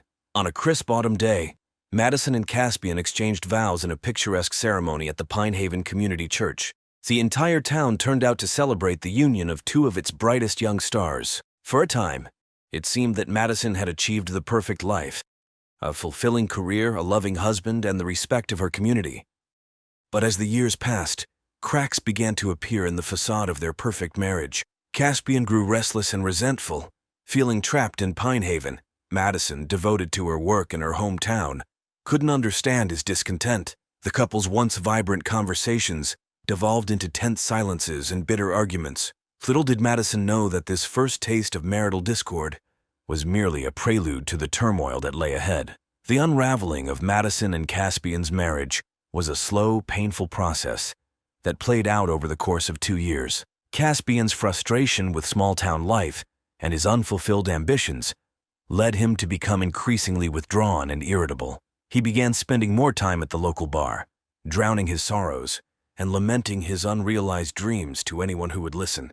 Madison, for her part, threw herself into her work at the library, organizing reading programs for children and spearheading a digital archiving project for the town's historical documents. She clung to the hope that if she could just make their life in Pine Haven perfect enough, Caspian would rediscover his love for her and their shared life. The breaking point came in the spring of 2013, when Caspian announced that he had accepted a junior reporter position at a small newspaper in Seattle. He delivered this news not with excitement, but with a sense of grim finality. "Madison, we're done here. I can't do this anymore. I'm suffocating in this town and I won't let it kill my dreams." Madison was devastated. She pleaded with Caspian to reconsider, to give their marriage another chance. But his mind was made up. Within a week, he had packed his belongings and left Pine Haven, leaving Madison alone in the house they had once hoped to fill with children and laughter. The divorce proceedings were mercifully quick, but the emotional toll on Madison was immense. She retreated into herself, finding solace in her books and her work. The once vivacious woman became a shadow of her former self, her smile now tinged with sadness, her eyes carrying the weight of her heartbreak. For 2 years, Madison lived in a state of emotional limbo, going through the motions of her daily life while nursing the wounds of her failed marriage. Little did she know that fate was about to deal her another hand, one that would lead her down a path she could never have imagined. It was on a rain-soaked Tuesday in April 2015 that Silas Qualley first walked into the Pine Haven Public Library. With his tall frame, Silas cut an impressive figure. He approached Madison's desk with a warm smile, introducing himself as the new high school English teacher. Silas had recently moved to Pine Haven from Portland, seeking a change of pace after the end of his own long-term relationship. As he and Madison began to discuss their shared love of literature, a spark of connection ignited between them. For the first time in years, Madison felt the flutter of excitement in her chest. Over the following weeks, Silas became a regular at the library, often staying until closing time to chat with Madison. Their conversations ranged from passionate debates about the merits of various authors to quiet confidences about their past relationships and hopes for the future. Silas's gentle humor and obvious admiration began to chip away at the walls Madison had built around her heart. The whirlwind romance that followed was the talk of the town. Madison bloomed under Silas's attention, regaining the vibrancy that had dimmed during her years with Caspian. Silas, for his part, seemed utterly devoted to Madison, showering her with affection and romantic gestures. Just 6 months after their first meeting, Silas proposed on the very same spot in the park where they had their first date. Madison, caught up in the intoxicating rush of new love, accepted without hesitation. The couple married in a small, intimate ceremony at the Pine Haven Botanical Gardens, with Madison's parents and a handful of close friends in attendance. As Madison and Silas exchanged vows, promising to love and cherish each other for better or worse, neither could have foreseen the storms that lay ahead. For Madison, it seemed that life had given her a second chance at happiness, but fate, as she would learn, had other plans. The first 2 years of Madison and Silas's marriage seemed to be plucked from the pages of a romance novel. They settled into a charming home on Maple Street, just a short walk from both the library and the high school. Weekends were filled with antiquing trips to neighboring towns, cozy evenings spent reading aloud to each other, and dinner parties with their growing circle of friends. Silas quickly became a beloved figure at Pine Haven High School. His innovative teaching methods and genuine interest in his students, earning him the admiration of both pupils and parents alike. Madison beamed with pride whenever she heard people praising her husband's dedication and charm. At home, Silas was attentive and affectionate. He surprised Madison with breakfast in bed on Sunday mornings, left little love notes in her lunch bag, and never failed to ask about her day. To the outside world, they appeared to be the perfect couple, a shining example of mature, devoted love. Yet, as the initial glow of their honeymoon phase began to fade, subtle signs of discord started to emerge. Silas began to work later hours, citing the need to prepare for his classes and grade papers. While Madison initially accepted this as part of his commitment to his job, she couldn't help but feel a twinge of loneliness on the nights when she ate dinner alone. There were other small changes, too. Silas became more protective of his phone, often taking calls in another room or quickly putting it away when Madison entered. He started going to the gym more frequently, paying increased attention to his appearance. When Madison commented on these changes, Silas brushed off her concerns with a laugh and a kiss. Despite these niggling doubts, Madison was determined to believe in the strength of their relationship. She threw herself into being the perfect wife, planning elaborate date nights and surprising Silas with thoughtful gifts. If she sometimes felt that his responses to her efforts were a bit forced, she pushed those thoughts aside, chalking it up to the natural ebb and flow of married life. As their third wedding anniversary approached, Madison began to plan a special surprise for Silas, a romantic weekend getaway to the Oregon coast. Little did she know that this trip would set in motion a chain of events that would shatter her world and push her to the very limits of her sanity. It was at the start of the new school year, just a few weeks before their planned anniversary trip, that Lachlan Frost entered their lives. Lachlan, a new biology teacher at Pine Haven High, arrived from Australia with an easy smile and a laid-back charm that immediately endeared him to both students and faculty. Lachlan stood out in the small town like an exotic bird among sparrows. His Australian accent and penchant for colorful storytelling made him an instant hit in the teacher's lounge. Silas and Lachlan hit it off immediately, bonding over their shared love of literature and their experiences as relative newcomers to Pine Haven. They began having lunch together regularly, and soon Silas was inviting Lachlan over for dinner or drinks after school. At first, Madison was pleased to see her husband forming a close friendship. Silas had always been more introverted, and she hoped that Lachlan's outgoing nature might help bring him out of his shell. She enjoyed the lively conversations that filled their home when Lachlan visited, and the way Silas seemed more animated in his presence. However, as the weeks passed, Madison began to notice a shift in the dynamics. Silas and Lachlan seemed to share inside jokes that she wasn't privy to. More concerning were the frequent text messages and phone calls between the two men. Silas's phone would buzz constantly with notifications, and he would often step out of the room to take calls from Lachlan, his voice low and intimate. When Madison casually mentioned these observations to Silas, he dismissed her concerns with a wave of his hand. "Lachlan's just going through a tough time adjusting to life here," he explained. "He needs a friend, that's all." Madison tried to quell the unease growing in the pit of her stomach. She told herself she was being paranoid, that she was projecting her past hurts onto her current relationship. But as Silas and Lachlan's friendship continued to deepen, she couldn't shake the feeling that something wasn't quite right. As autumn leaves began to fall and a chill crept into the air, Madison's suspicions grew like shadows at dusk. The late nights at the office became more frequent, with Silas often not returning home until well after midnight. When she asked about these late hours, his explanations became increasingly vague and defensive. One evening, as Silas slept, Madison's curiosity got the better of her. With trembling hands, she picked up his phone from the nightstand. To her surprise, it wasn't locked. As she scrolled through his messages, her heart sank. The exchanges between Silas and Lachlan were filled with flirtatious banter and thinly veiled innuendos. There were references to secret meetings and passionate encounters that made Madison's cheeks burn with a mixture of embarrassment and rage. Confronted with this evidence the next morning, Silas vehemently denied any wrongdoing. "It's just how mates talk in Australia," he insisted. But the seed of doubt had been planted, and it grew with each passing day. Madison began to pay closer attention to the way Silas and Lachlan interacted when they were together. She noticed the lingering touches, the meaningful glances, the way their bodies seemed to gravitate towards each other in a room.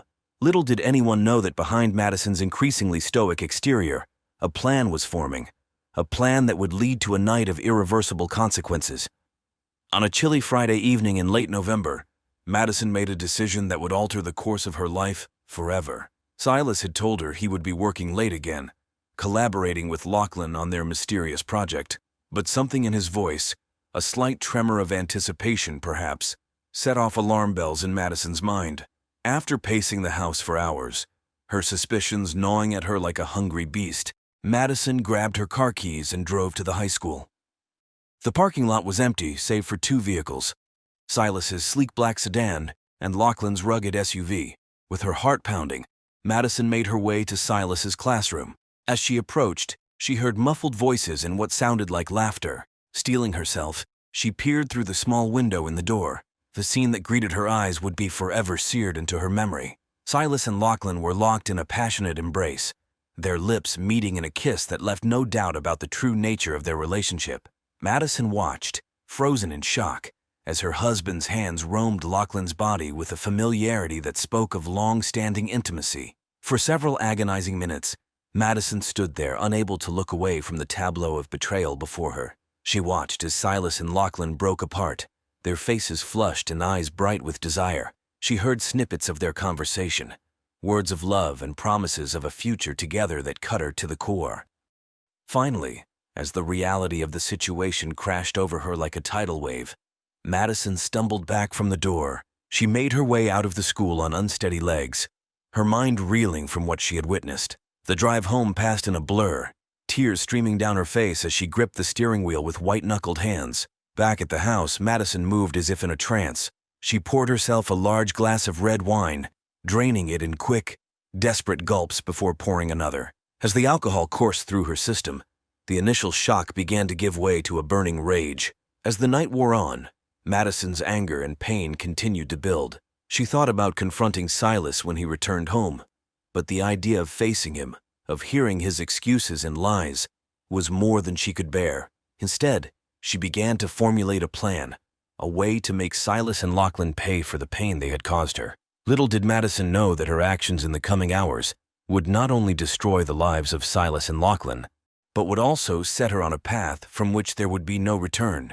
In the days following her discovery, Madison moved through her life like a ghost, going through the motions of her daily routine, while her mind churned with a toxic mix of grief, rage, and betrayal. She maintained a facade of normalcy, smiling brittle smiles at patrons in the library and exchanging pleasantries with neighbors, all while a storm brewed within her. Silas, oblivious to the fact that his secret had been uncovered, continued his charade of the devoted husband. His attempts at affection now made Madison's skin crawl, each kiss and caress feeling like a fresh betrayal. She found herself studying him when he thought she wasn't looking, searching for signs of the stranger he had become. At night, Madison lay awake, replaying the scene she had witnessed in the classroom over and over in her mind. She imagined confronting Silas, fantasized about exposing his infidelity to the entire town, but something held her back, a combination of shame, fear, and a deep-seated desire for revenge that was slowly taking root in her heart. As the weekend approached, Madison made a decision. She would confront Silas and Lachlan, force them to face the consequences of their actions. What she didn't realize was that this confrontation would spiral out of control in ways she could never have anticipated. Saturday, December 7th dawned cold and gray, a fitting backdrop for the tragedy that was about to unfold. Madison woke early, her head pounding from the previous night's excesses, her heart heavy with the weight of her planned confrontation. As evening approached, Madison put her plan into motion. She told Silas she was going to visit her parents for dinner, knowing full well that he would seize the opportunity to invite Lachlan over. With a kiss on the cheek that felt like acid on her skin, she left the house, driving aimlessly around town for hours as she steeled herself for what was to come. At 9:30 p.m., Madison parked her car a block away from the house and approached on foot. Through the living room window, she could see Silas and Lachlan on the couch, their bodies close, heads bent in intimate conversation. The sight sent a fresh wave of pain and anger coursing through her. Taking a deep breath, Madison entered the house quietly. She could hear Silas and Lachlan's voices drifting from the living room, punctuated by soft laughter. With trembling hands, She reached into her purse and pulled out the small handgun she had taken from her father's collection earlier that week. As she stepped into the living room, time seemed to slow down. Silas and Lachlan looked up, their expressions shifting from surprise to fear as they registered the gun in Madison's hand. Silas stood up slowly, his hands raised in a placating gesture. Madison was beyond talking. Months of pain, betrayal, and pent-up rage exploded out of her in a torrent of accusations and obscenities. She screamed at them, demanding to know how long they had been lying to her, how they could have betrayed her so callously. What happened next occurred in a matter of seconds, but to Madison, it felt like an eternity. As Silas took a step towards her, perhaps intending to disarm her, Madison's finger tightened on the trigger. The first shot caught Silas in the chest, the impact throwing him backward onto the couch. Before she could fully register what she had done, Madison turned the gun on Lachlan, firing twice in rapid succession. The room fell silent, save for the ringing in Madison's ears and the ragged sound of her own breathing. Silas lay motionless on the couch, a dark stain spreading across his shirt. Lachlan was slumped on the floor, his eyes open but unseeing.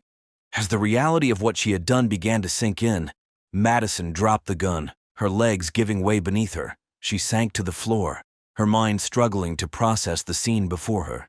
In a matter of moments, she had destroyed not only the lives of Silas and Lachlan, but her own as well.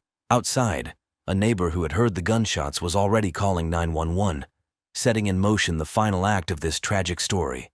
The wail of sirens pierced the night air as police cars and ambulances converged on the residence. Neighbors in pajamas and robes gathered on the street, watching in shock as the drama unfolded before them. Madison offered no resistance as the police entered the house, finding her still sitting on the floor of the living room, her vacant gaze fixed on the lifeless bodies of Silas and Lachlan. She was handcuffed and led to a waiting police car, her face a mask of stunned disbelief. As word of the shooting spread through Pinehaven, the town was plunged into a state of collective shock and grief. The community that had once viewed Madison and Silas as the perfect couple now grappled with the violent reality that had shattered that illusion. The investigation into the double homicide was swift and thorough. Forensic teams combed through the home, collecting evidence that would later be presented at trial. Madison's fingerprints on the gun, gunshot residue on her hands, and the testimony of neighbors who had heard the shots left little doubt about her guilt in the physical act of the killings. However, as the case progressed, a more complex picture began to emerge. Interviews with Madison's friends and family painted a portrait of a woman who had been deeply wronged and pushed to her breaking point. The defense team, led by prominent criminal attorney Veronica Sloan, began to build a case around temporary insanity and extreme emotional distress. Prosecution witnesses included forensic experts who detailed the ballistics evidence and the brutality of the killings. But it was the testimony of those who knew the parties involved that proved most compelling. Former colleagues of Silas and Lachlan spoke of the obvious chemistry between the two men and of Madison's increasing isolation in the months leading up to the shooting. The defense called a series of expert witnesses, including psychologists, who testified to Madison's fragile mental state and the extreme emotional trauma caused by discovering her husband's affair. Madison's own testimony was a pivotal moment in the trial. In a voice barely above a whisper, she recounted the night she discovered Silas and Lachlan together and the overwhelming emotions that had driven her to violence. After 3 days of deliberation, the jury returned with their verdict. In a packed courtroom, with tension so thick it could be cut with a knife, the foreman stood to deliver their decision. On the charge of first-degree murder for the death of Silas Qualley, the jury found Madison Plemons guilty of the lesser charge of second-degree murder. For the death of Lachlan Frost, they again returned a verdict of guilty on the charge of second-degree murder. At the sentencing hearing 2 weeks later, Judge had the unenviable task of determining Madison's fate. After hearing impassioned pleas from both the prosecution and defense, as well as impact statements from the families of Silas and Lachlan, the judge rendered her decision. Taking into account the circumstances of the crime and Madison's lack of prior criminal history, Judge Blackwell sentenced her to 20 years to life for each count, to be served concurrently. Madison would be eligible for parole after serving a minimum of 20 years. As Madison was led from the courtroom, the tragic saga that had gripped Pinehaven and the nation for months finally came to a close.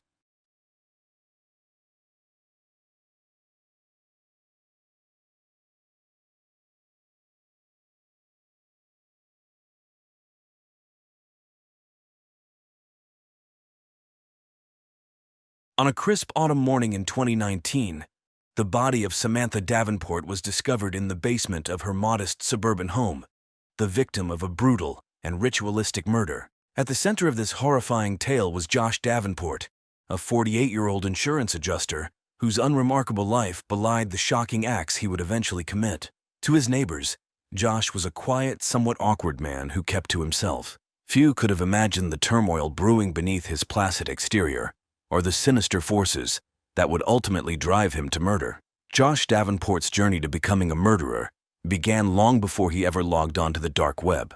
Born in 1971 to working-class parents, Josh was a shy and introverted child who struggled to form meaningful connections with his peers. His father, a stern factory worker, showed little affection and often berated Josh for his lack of athletic prowess and social skills. His mother, though loving, was overwhelmed by her own struggles with depression and was unable to provide the emotional support Josh desperately needed. Throughout his school years, Josh found solace in books and computers, excelling academically but failing to develop the social skills necessary to navigate the complexities of human relationships. He graduated high school with honors, but opted to attend the local community college rather than venturing away from the familiar confines of his town. It was during his college years that Josh experienced his first taste of romantic connection. Samantha, a kind-hearted nursing student, saw past Josh's awkward exterior and was drawn to his intelligence and quiet sensitivity. Their relationship blossomed, and for a time Josh believed he had found the acceptance and love he had always craved. After graduation, Josh secured a job as an insurance adjuster at a local firm, while Samantha began her career as a registered nurse at a general hospital. They married in 1996, settling into a modest home not far from where Josh had grown up. For the first few years, their life together seemed idyllic, but cracks soon began to appear in their relationship. Josh's innate insecurity and fear of abandonment manifested as jealousy and possessiveness. He grew increasingly paranoid about Samantha's interactions with male colleagues and patients, often accusing her of infidelity without cause. Samantha, in turn, became frustrated with Josh's lack of emotional maturity and his inability to trust her. Their arguments grew more frequent and intense, driving a wedge between them that widened with each passing year. As he approached middle age, Josh found himself grappling with a profound sense of disappointment and failure. His career had stagnated, with younger colleagues passing him by for promotions.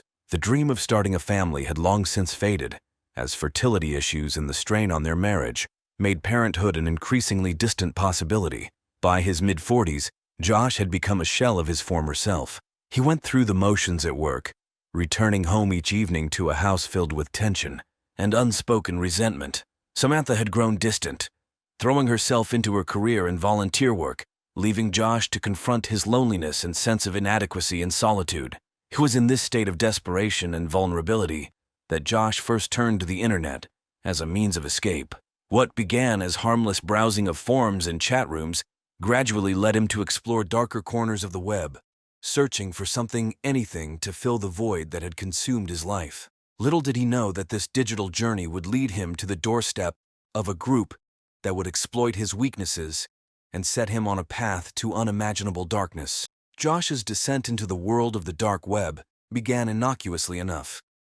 Late one night, unable to sleep and desperate for some form of human connection, he found himself browsing online forums dedicated to topics ranging from conspiracy theories to the occult. These digital spaces offered Josh a sense of anonymity and acceptance he had never experienced in his day-to-day life. As he delved deeper into these online communities, Josh encountered mentions of the dark web, a hidden part of the internet accessible only through specialized software. Initially, Josh's forays into the dark web were driven by curiosity rather than malice. He marveled at the vast array of information and services available, both legal and illegal. Josh's exploration of the dark web coincided with a particularly difficult period in his marriage. Samantha had recently received a promotion at work, which only served to highlight Josh's own career stagnation. Their arguments had become more frequent and bitter, often ending with Samantha sleeping in the spare bedroom. The dark web became Josh's refuge, a place where he could escape the failures and disappointments of his real life. It was during one of his late-night browsing sessions that Josh stumbled upon a forum. The site's black background and crimson text created an aura of mystery and danger that immediately captivated Josh. As he read through the posts, he found discussions of ancient rituals, dark powers, and the promise of transformation for those deemed worthy. Something about the forum's blend of occult knowledge and promises of personal empowerment resonated deeply with Josh.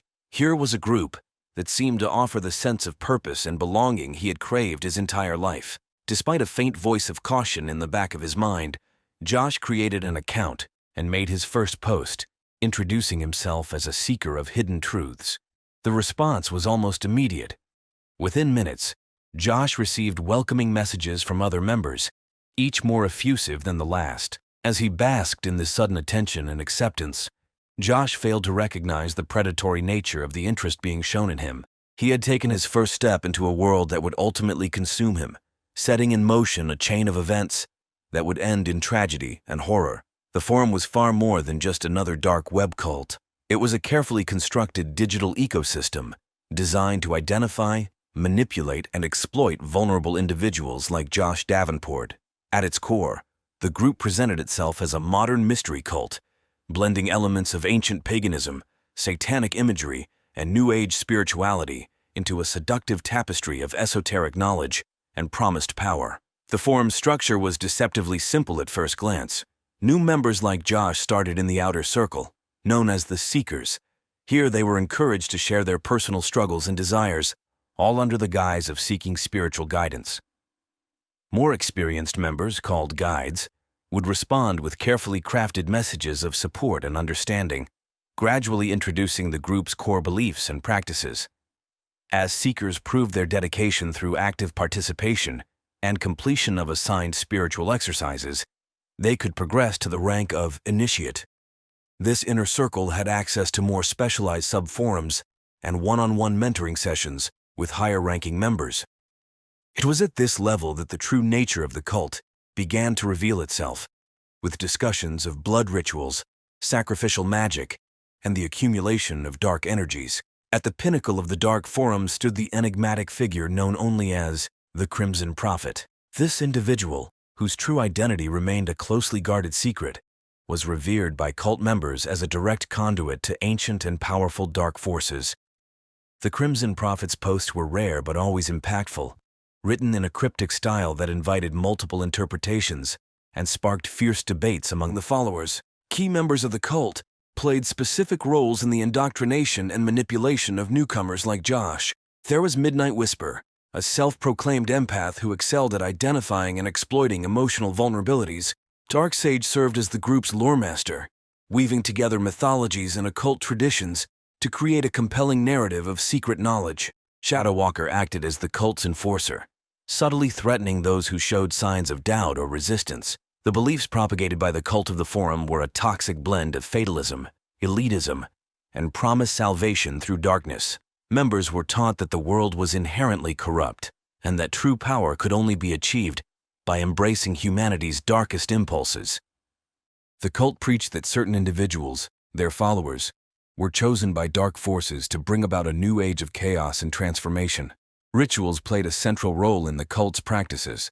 These began as seemingly harmless meditation exercises and symbolic gestures performed in front of webcams.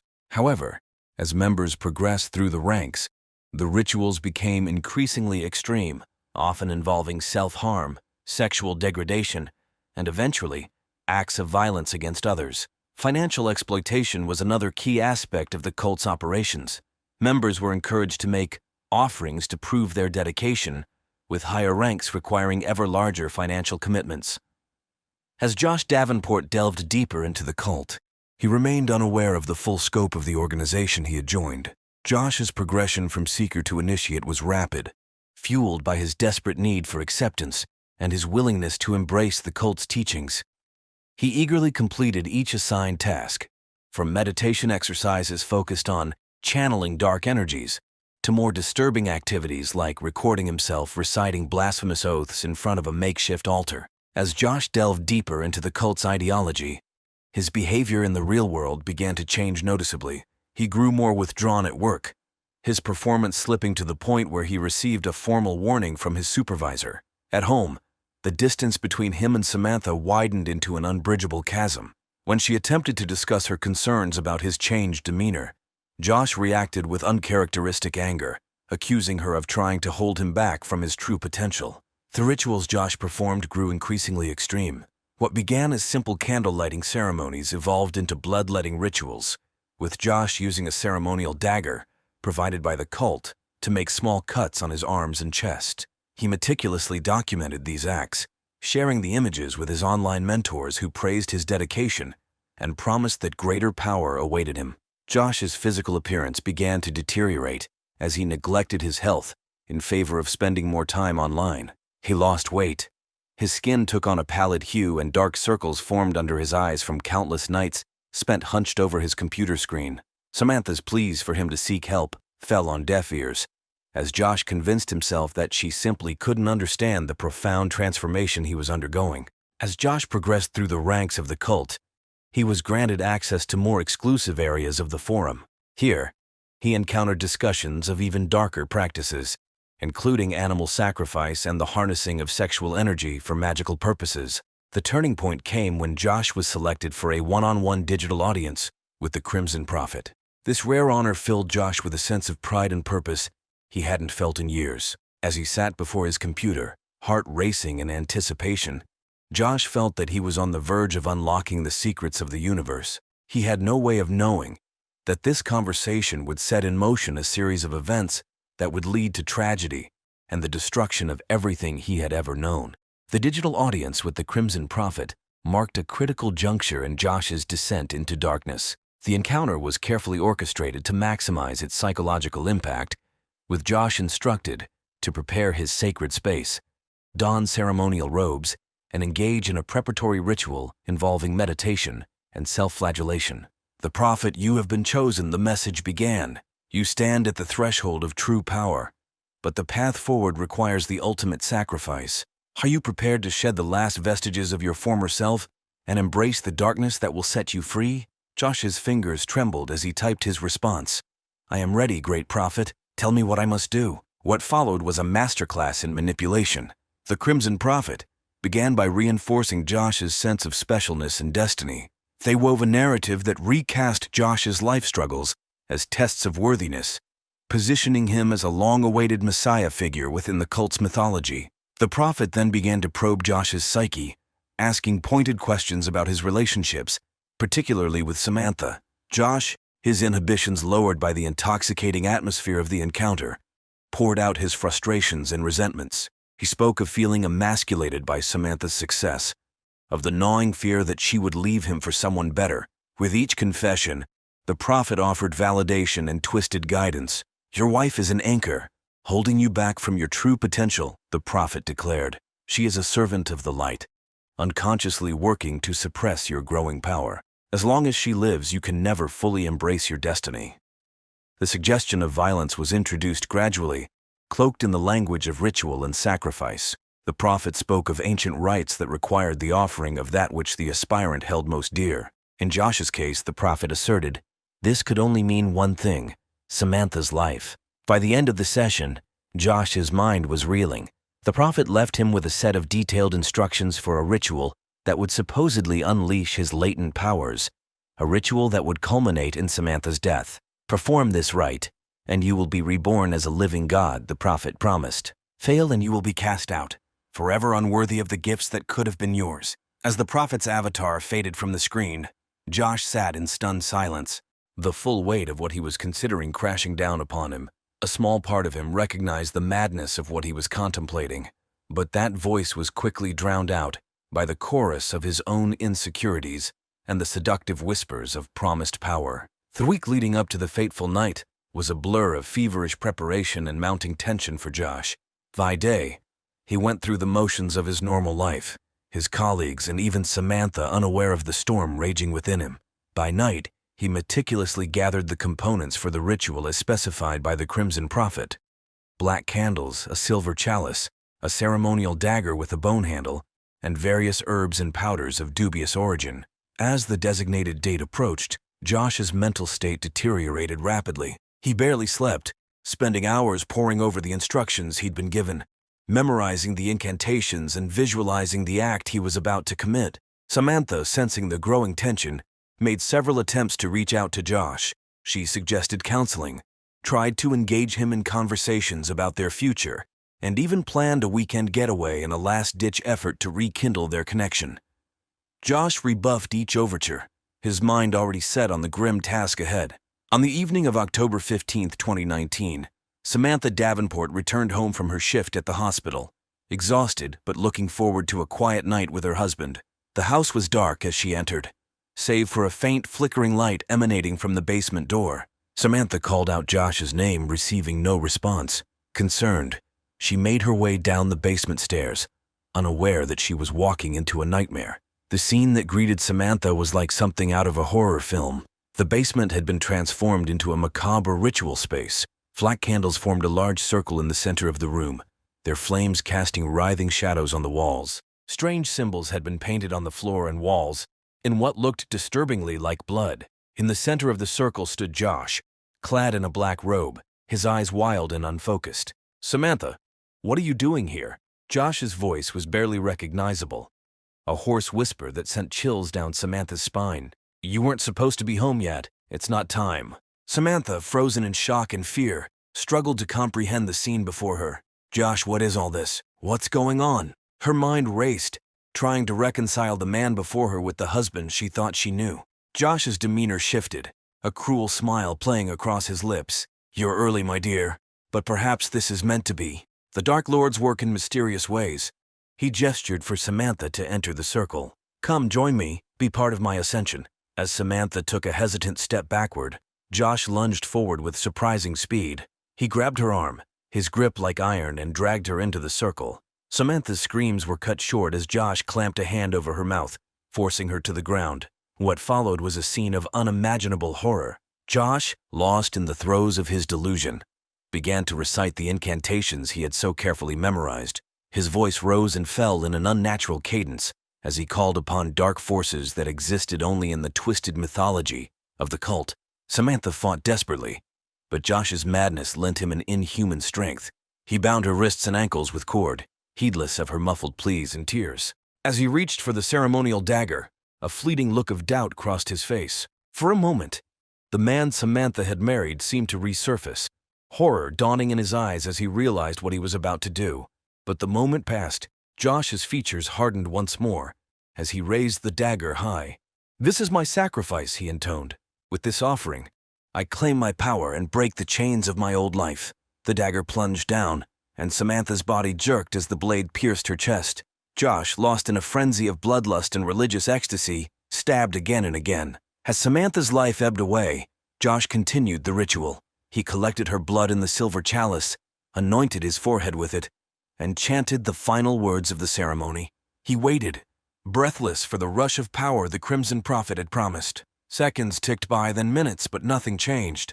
The basement remained silent, save for Josh's ragged breathing and the soft hiss of guttering candles. Slowly, terribly, reality began to assert itself. The magnitude of what he had done crashed over Josh like a tidal wave. He looked down at his blood-soaked hands, at the lifeless body of the woman he had once vowed to love and protect, and a wail of anguish tore from his throat. There was no power, no transcendence, only the stark horror of his actions. Josh collapsed beside Samantha's body, cradling her cooling form as sobs racked his body. He remained there through the night, muttering incoherent apologies and pleas for forgiveness to unhearing ears. The discovery of Samantha Davenport's body sent shockwaves through the quiet community. It was the Davenports' next-door neighbor, Mrs. Eleanor Winters, who first raised the alarm. Concerned by the absence of any activity from the house and unable to reach either Josh or Samantha by phone, she called the police to perform a wellness check. Officer Mark Ramirez, a seasoned member of the town's police department, arrived at the Davenport residence at approximately 10:30 a.m. on October 15th.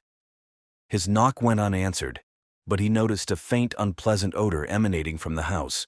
Following protocol, Officer Ramirez circled the property, finding the back door unlocked. The smell intensified as he entered, leading him to the partially open basement door. What Officer Ramirez discovered in the basement would haunt him for years to come. Samantha's body lay in the center of a crude occult circle, surrounded by burned-out candles and bizarre symbols. Josh sat nearby, catatonic and covered in dried blood, still clutching his wife's lifeless hand. The crime scene investigators who arrived shortly after were confronted with a gruesome tableau that seemed more fitting for a horror movie than a suburban home. Forensic analyst Dr. Lydia Chen later remarked that in her 15 years on the job, she had never seen a crime scene so ritualistic in nature. The investigation, led by Detective Sandra Morris, quickly focused on unraveling the mystery of Josh's apparent descent into madness. A search of the Davenport home revealed a laptop in Josh's study, which proved to be a crucial piece of evidence. Cyber forensics expert Alan Tsung was brought in to analyze its contents. What Tsung discovered was disturbing. Months of forum posts and private messages documenting Josh's involvement with the cult. The sheer volume of data was staggering, painting a clear picture of Josh's gradual indoctrination and the cult's deliberate manipulation of his vulnerabilities. As investigators dug deeper, they began to uncover other cases across the country with similarities to the Davenport murder. A pattern emerged of lonely middle-aged individuals being drawn into the cult and subsequently committing violent acts. Meanwhile, Josh Davenport remained in a near catatonic state, unresponsive to questioning and seemingly unaware of his surroundings. He was placed under psychiatric hold at the local mental health facility, where Dr. Elena Rodriguez took charge of his care. Initial evaluations suggested a complete mental breakdown, with Josh alternating between periods of unresponsiveness and bouts of hysterical rambling about dark lords and promised power. As the investigation progressed, the community struggled to come to terms with the tragedy. A candlelight vigil was held for Samantha, attended by tens of local residents. The breakthrough in the Davenport case came 3 months after the murder, following tireless efforts by a joint task force of local law enforcement and FBI agents. The key to unraveling the mystery lay in a series of encrypted messages recovered from Josh's laptop, which cyber forensics expert Alan Tsung finally managed to decode. These messages revealed the true extent of the cult's operations and the sophisticated methods they used to manipulate vulnerable individuals. The cult's leadership structure was exposed, with the identity of the Crimson Prophet traced to a former psychology professor. Armed with this information, investigators coordinated simultaneous raids targeting key members of the cult. Crimson Prophet was apprehended at a remote compound, where she had been living under an assumed identity. Josh Davenport finally emerged from his catatonic state. In a series of emotionally charged sessions with Dr. Rodriguez, he began to recount the events leading up to Samantha's murder. Josh's confession, filled with remorse and horror at his own actions, provided crucial details that helped prosecutors build their case against the cult leaders. Expert witnesses testified about the psychological tactics employed by the cult, while former members provided chilling accounts of their experiences. Josh Davenport, deemed mentally unfit to stand trial, was committed to a high-security psychiatric facility.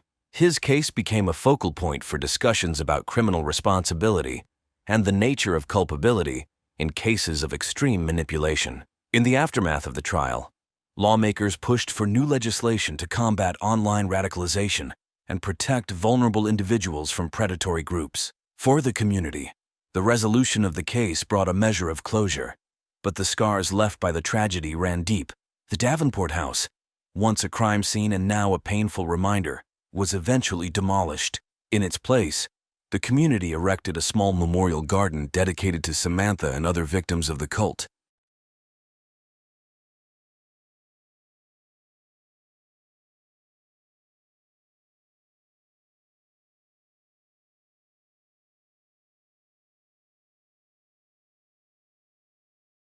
One early autumn morning, the lifeless body of Melissa Porter was discovered in her car, parked on a secluded road just outside town. Melissa, a local kindergarten teacher beloved by many, had gone missing 2 days prior, leaving behind a worried husband and a community in shock. James Porter, Melissa's husband, was the first to report her missing. James, a mild-mannered accountant, had been frantic with worry, his anxiety evident in the tremor of his voice when he spoke to the police. The discovery of Melissa's body turned his worst fears into a nightmarish reality. Alongside James, 2 other men, Michael Reynolds and Joe Clark, soon came under the scrutiny of the investigation. Both had been intimately involved with Melissa, each harboring deep and complex feelings for her. Detective Sarah Davis, a seasoned investigator with a sharp mind and an unyielding determination for justice was assigned to the case. As she delved into Melissa's life and the relationships that entwined her with James, Michael, and Joe, it became clear that beneath the surface of this seemingly straightforward case lay a labyrinth of secrets and betrayals. The story of Melissa Porter's demise was not just a tale of a tragic death, but of a tangled web of love, deceit, and vengeance. It was a crisp morning when Officer Tom Harris received a call about an abandoned vehicle on the outskirts of Oakwood. As he approached the scene, the sight of Melissa Porter's car sent a chill down his spine. The car was parked haphazardly, one wheel on the gravel shoulder, the other on the grassy verge. The windows were fogged, and the faintest hint of a foul odor wafted through the air. Harris peered through the driver's window and recoiled. Melissa Porter was slumped over the steering wheel. Her skin was pallid, and a faint trickle of blood had dried on her temple. The immediate cause of death was not apparent, but the scene suggested foul play. The small community of Oakwood buzzed with shock and sorrow as news of the discovery spread. Melissa had been missing for 48 hours, and her friends and family had clung to hope that she would return unharmed. Now that hope was cruelly dashed. James Porter was inconsolable, his grief magnified by the public scrutiny he now faced. He had been the one to report Melissa missing, and now he was thrust into the center of a murder investigation. Detective Sarah Davis arrived at the scene, her expression grim.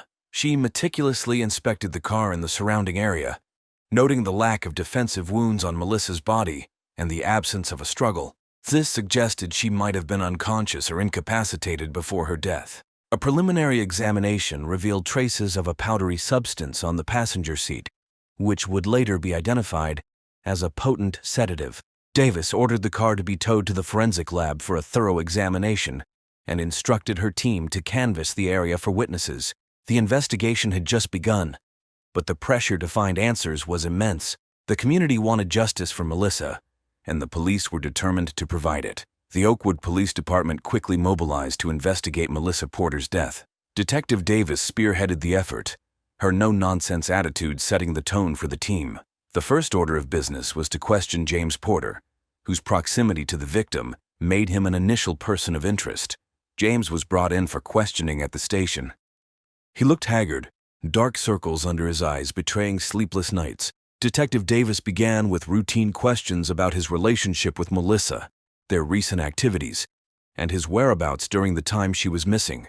James explained that he and Melissa had been married for 5 years, a seemingly happy couple in the eyes of the community. He recounted the night Melissa disappeared.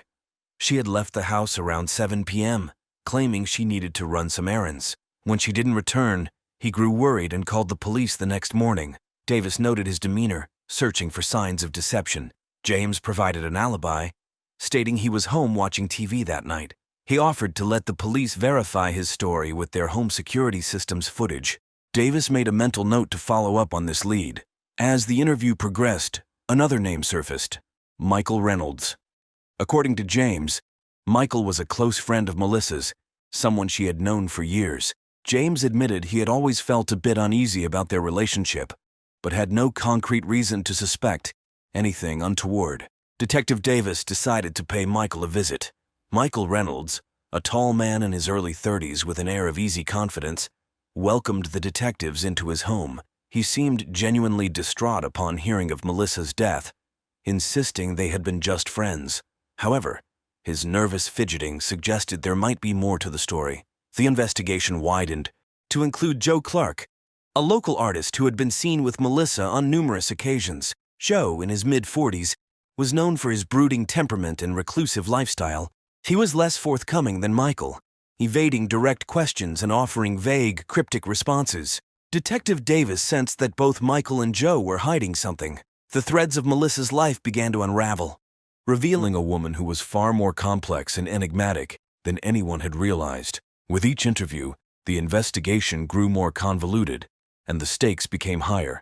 The truth about Melissa's death was buried beneath layers of secrets, and it was up to Davis to dig them out. Melissa Porter was born and raised in Oakwood, a town she loved and never wanted to leave. She was known for her warm smile and her ability to connect with people, traits that made her an excellent kindergarten teacher. Her marriage to James was seen as a match made in heaven, though those closest to her knew there was more beneath the surface. Melissa met James at a charity event 5 years ago. James, an accountant with a stable job and a kind heart, seemed like the perfect partner. They married within a year, and for a while their life together appeared idyllic. But over time, Melissa began to feel restless. The routine of married life left her yearning for something more. Enter Michael Reynolds. Michael and Melissa had been friends since high school. Their bond had always been strong, and there were times when their friendship seemed to border on something deeper. Michael, a charming and successful entrepreneur, offered Melissa the excitement and passion she felt was missing from her marriage. Their relationship, while initially platonic, soon evolved into a secret affair. Melissa found herself torn between the security James provided and the thrill she experienced with Michael. Her feelings for Michael were intense, but they also brought complications and guilt. Then there was Joe Clark. Joe was a local artist, known for his moody paintings and reclusive nature. Melissa met Joe at an art exhibition a year before her death. Joe was different from both James and Michael. He was mysterious and brooding, qualities that fascinated Melissa. Their connection was immediate, and it wasn't long before Melissa found herself involved with Joe as well. Melissa's relationships with Michael and Joe were known only to a few close friends, and she took great pains to keep them hidden from James. However, managing these affairs became increasingly difficult, and Melissa's life grew more complicated. She loved each of these men in different ways, and each offered her something unique. But she also knew that this web of love and deceit could not last forever. As Detective Davis delved deeper into Melissa's background, she discovered a woman who was passionate and vibrant but also deeply conflicted. Melissa's need for connection and excitement had led her down a dangerous path, one that ultimately ended in her untimely death. With Melissa's body discovered and her secret life beginning to surface, suspicion naturally fell on James Porter. Detective Davis scrutinized his alibi, seeking any inconsistencies that might indicate his involvement in his wife's death. James's alibi rested on his claim that he was at home the night Melissa disappeared, watching TV and later falling asleep on the couch. The home security footage confirmed that James had not left the house during the critical hours. However, Davis was not entirely convinced. She knew that alibis could be fabricated or manipulated. The state of the Porters' marriage became a focal point of the investigation. Friends and neighbors painted a picture of a couple that appeared happy, but had their share of issues. Financial records showed that the Porters were struggling with debt, a potential motive for James to want his wife out of the picture. Life insurance policies on Melissa further added to the suspicion. Though the amounts were not exorbitant, James's demeanor during questioning was another point of concern. While his grief seemed genuine, there were moments when his responses were too measured, too controlled. Davis wondered if he was hiding something, or simply trying to protect himself from being wrongfully accused. The most damning piece of evidence was a series of text messages exchanged between James and Melissa in the days leading up to her disappearance. The messages revealed growing tension between them, with Melissa expressing dissatisfaction and James responding with frustration. The arguments, though not overtly violent, indicated a marriage under significant strain. James's interactions with Michael and Joe also raised red flags. Both men admitted to having confrontations with James, who had become increasingly suspicious of their relationships with Melissa. James denied any knowledge of Melissa's affairs, but his anger towards the men was palpable. As the investigation progressed, James Porter remained a prime suspect. His potential motives, financial gain, marital discord, and jealousy, provided enough cause for Detective Davis to keep a close watch on him. However, without concrete evidence linking him directly to the crime, the case against him remained circumstantial. Michael Reynolds and Joe Clark, the two men who had shared intimate relationships with Melissa, were next on Detective Davis's list. Each had their own reasons for wanting Melissa in their lives, and potentially reasons for wanting her gone. Michael Reynolds, with his charismatic demeanor and successful career, seemed an unlikely suspect at first glance. He had been Melissa's confidant for years, their bond evolving into a romantic relationship that brought both joy and complications. Michael's feelings for Melissa were genuine, but his frustration with her indecision and the secrecy of their affair had caused tension. During questioning, Michael admitted to feeling hurt and betrayed when he discovered Melissa's involvement with Joe, but he vehemently denied having anything to do with her death. Joe Clark was a different story. Known for his brooding personality and artistic temperament, Joe had always been somewhat of an enigma. His relationship with Melissa was intense and passionate, but also fraught with jealousy and possessiveness. Joe's art often reflected his tumultuous emotions, and his interactions with Melissa had been no exception. During his interview, Joe was evasive, his answers tinged with bitterness. He expressed deep sorrow over Melissa's death, but also a lingering resentment towards her for being unable to fully commit to him. Davis noted the contrasts between Michael and Joe. One a polished, successful businessman, the other a moody, introspective artist. Both had motives driven by love and jealousy, and both had been deeply affected by Melissa's actions. The detective also discovered that Michael and Joe had confronted each other on several occasions, their arguments escalating as Melissa's relationships with them became more entangled. The investigation into Michael and Joe's backgrounds revealed more layers to Melissa's story. Each man had been drawn to Melissa's vivacious personality and warmth, but both had also experienced the darker sides of their relationships with her. The complexity of these relationships suggested that Melissa's death was not a straightforward case of jealousy or revenge, but rather a culmination of many conflicting emotions and desires. As Detective Davis continued to unravel the intricacies of Melissa's life and relationships, she realized that the truth was buried deep within a web of passion, betrayal, and hidden motives. The challenge was to untangle these threads and find the one that would lead to Melissa's killer. As Detective Davis dug deeper into the lives of Melissa, James, Michael, and Joe, she began to uncover a series of startling revelations and secrets that painted a clearer picture of Melissa's complex world. The first major revelation came from Melissa's close friend, Laura Mitchell. Laura revealed that Melissa had been confiding in her for months about the struggles in her marriage and the turmoil caused by her relationships with Michael and Joe. Melissa had been feeling increasingly trapped and overwhelmed by the dual pressures of maintaining her marriage and managing her affairs. Laura also mentioned that Melissa had expressed fears about someone stalking her, though she never specified who. This new information prompted Davis to re-examine the evidence with fresh eyes. The possibility of a third-party involvement, someone who knew about Melissa's affairs and had a vested interest in her demise, became a compelling angle. Davis ordered a deeper investigation into Melissa's communications and social media, looking for any signs of threats or suspicious activity. The forensic analysis of Melissa's car provided another crucial piece of the puzzle. Traces of the sedative found in the passenger seat matched a prescription registered to Joe Clark. When confronted with this evidence, Joe's calm facade began to crack. He admitted to having the sedative, but claimed he had no intention of harming Melissa. According to Joe, Melissa had asked him for the sedative to help her sleep, a claim that was difficult to verify. Further complicating the investigation was a discovery in Michael's financial records. Large sums of money had been transferred between Michael's accounts and an unknown third party over the past few months. Michael explained that these were business transactions, but the lack of clear documentation raised suspicion. Davis wondered if Michael might have been involved in some form of blackmail or had hired someone to intimidate Melissa. The pressure on all three men intensified as Davis continued to piece together Melissa's last days. Interviews with neighbors and colleagues revealed that Melissa had been planning to leave Oakwood, possibly to escape the tangled relationships she had found herself in. She had been seen packing boxes into her car and had mentioned to a colleague that she needed a fresh start. Then came the biggest revelation of all, a hidden journal found in Melissa's belongings. The journal contained detailed accounts of her relationships with James, Michael, and Joe, as well as her fears and plans for the future.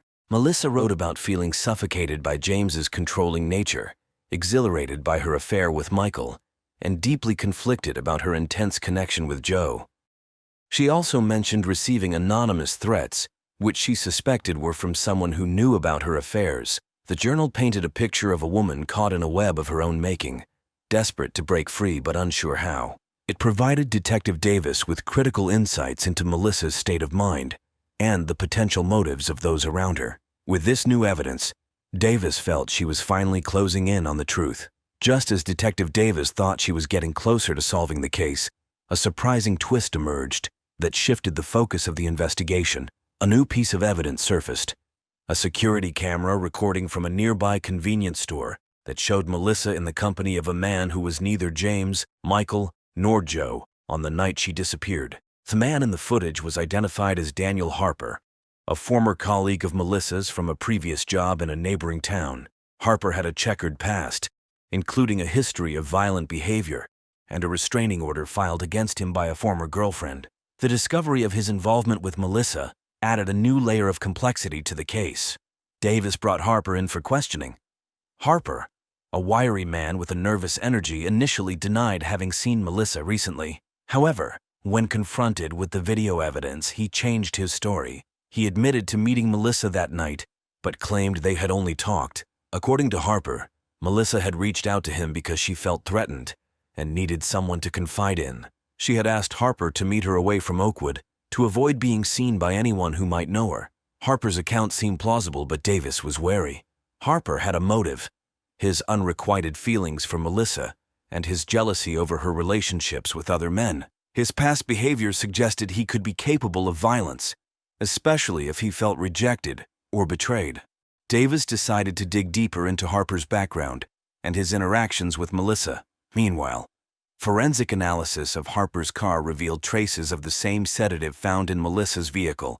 This new evidence linked Harper directly to the scene of the crime, making him a prime suspect. Harper's story began to unravel under the weight of mounting evidence. He confessed that he had given Melissa the sedative, but insisted it was for her own protection, claiming she had asked for it to calm her nerves. Detective Davis knew that Harper's involvement complicated the narrative, but she also suspected there was more to the story. Harper's account of events didn't entirely align with the evidence. Davis hypothesized that Harper might have been manipulated by someone else, possibly Michael or Joe, to carry out the crime. The idea of a larger conspiracy began to take shape. As Davis continued to press Harper for details, he revealed a startling detail. He had been receiving anonymous payments over the past few months, just like Michael.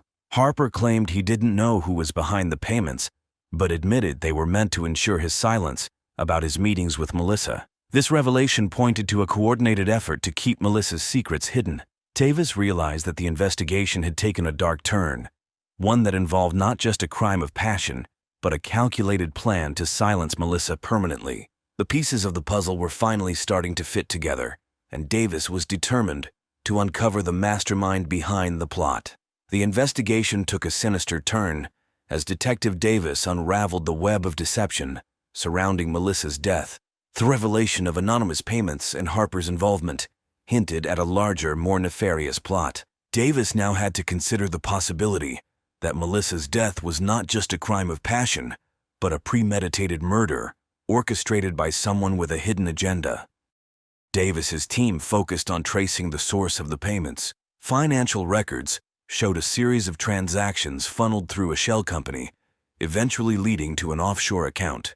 The intricate financial trail suggested a high level of planning and resourcefulness, characteristics not typically associated with crimes of passion.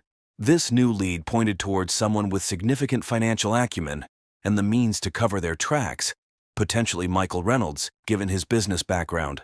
Davis revisited Michael, armed with the new evidence. Under intense questioning, Michael's confident facade began to crack. He admitted to transferring money to Harper, but insisted it was to help Melissa, not harm her. He claimed Melissa had confided in him about her fears and asked him to arrange for protection, but he had no idea Harper would misuse the funds. Davis was not convinced by Michael's explanation. She suspected that Michael, feeling cornered by Melissa's indecision and the threat of their affair being exposed, had orchestrated a plan to remove her from the equation. However, Michael alone could not have executed such a complex scheme. The involvement of Joe Clark, with his volatile emotions and connection to Melissa, seemed likely. Confronting Joe, Davis presented the evidence of the sedative and the financial transactions. Joe, already unstable, broke down under the pressure. He confessed to being manipulated by Michael, who had convinced him that Melissa was planning to leave both of them and expose their affairs. In a desperate bid to prevent this, Joe agreed to Michael's plan to sedate Melissa and make her disappear. The dark truth emerged. Michael had orchestrated the entire plot, using Joe and Harper as pawns to carry out his plan. Michael's motive was not just jealousy, but a calculated decision to eliminate Melissa and protect his reputation and business interests. Joe, driven by his emotional turmoil, had been an unwitting accomplice, and Harper, lured by money, had played his part without fully understanding the consequences. Davis's investigation had uncovered a chilling conspiracy that highlighted the lengths people would go to protect their secrets and desires. The case was far more complex and darker than anyone had initially imagined, revealing the depths of human deceit and treachery. With the pieces of the puzzle finally falling into place, Detective Davis moved swiftly to secure arrest warrants for Michael Reynolds and Joe Clark. The evidence against them was overwhelming: financial transactions, confessions, and the forensic link between the sedative and Joe. Davis coordinated with her team to ensure that the arrests were conducted smoothly and without incident. Joe Clark was the first to be apprehended. He was found at his studio, surrounded by his hauntingly dark paintings. The arresting officers found him in a state of disarray, his guilt and regret evident. Joe offered no resistance, murmuring apologies and asking about Melissa's final moments. His remorse was genuine, but it could not absolve him of his role in the crime. Michael Reynolds proved more challenging. He had anticipated the arrest and attempted to flee. However, a coordinated effort by the Oakwood Police Department ensured he was apprehended at a private airstrip, trying to board a chartered plane. His arrest was marked by defiance and indignation, maintaining his innocence and accusing the police of fabricating evidence. With both suspects in custody, the prosecution began to build a robust case. The trial that followed was one of the most sensational in Oakwood's history, drawing intense media attention. The courtroom was packed with townspeople, journalists, and those who had known Melissa. The prosecution presented a compelling narrative of manipulation, betrayal, and murder, while the defense tried to paint Michael as a victim of circumstance and Joe as a man driven to desperation. The jury deliberated for several days, weighing the extensive evidence and emotional testimonies. Ultimately, both Michael Reynolds and Joe Clark were found guilty of conspiracy to commit murder and second-degree murder. Michael received a life sentence without the possibility of parole, while Joe, whose genuine remorse and cooperation were considered, was given a reduced sentence of 25 years. Daniel Harper, whose role was more peripheral, was charged with accessory to murder and received a lesser sentence of 10 years. His involvement, though significant, was viewed as being coerced by the primary conspirators. In the end, Oakwood returned to its peaceful existence, but the memory of Melissa Porter and the lessons learned from her case would never be forgotten. Her story remained a testament to the resilience of the human spirit and the enduring quest for truth and justice.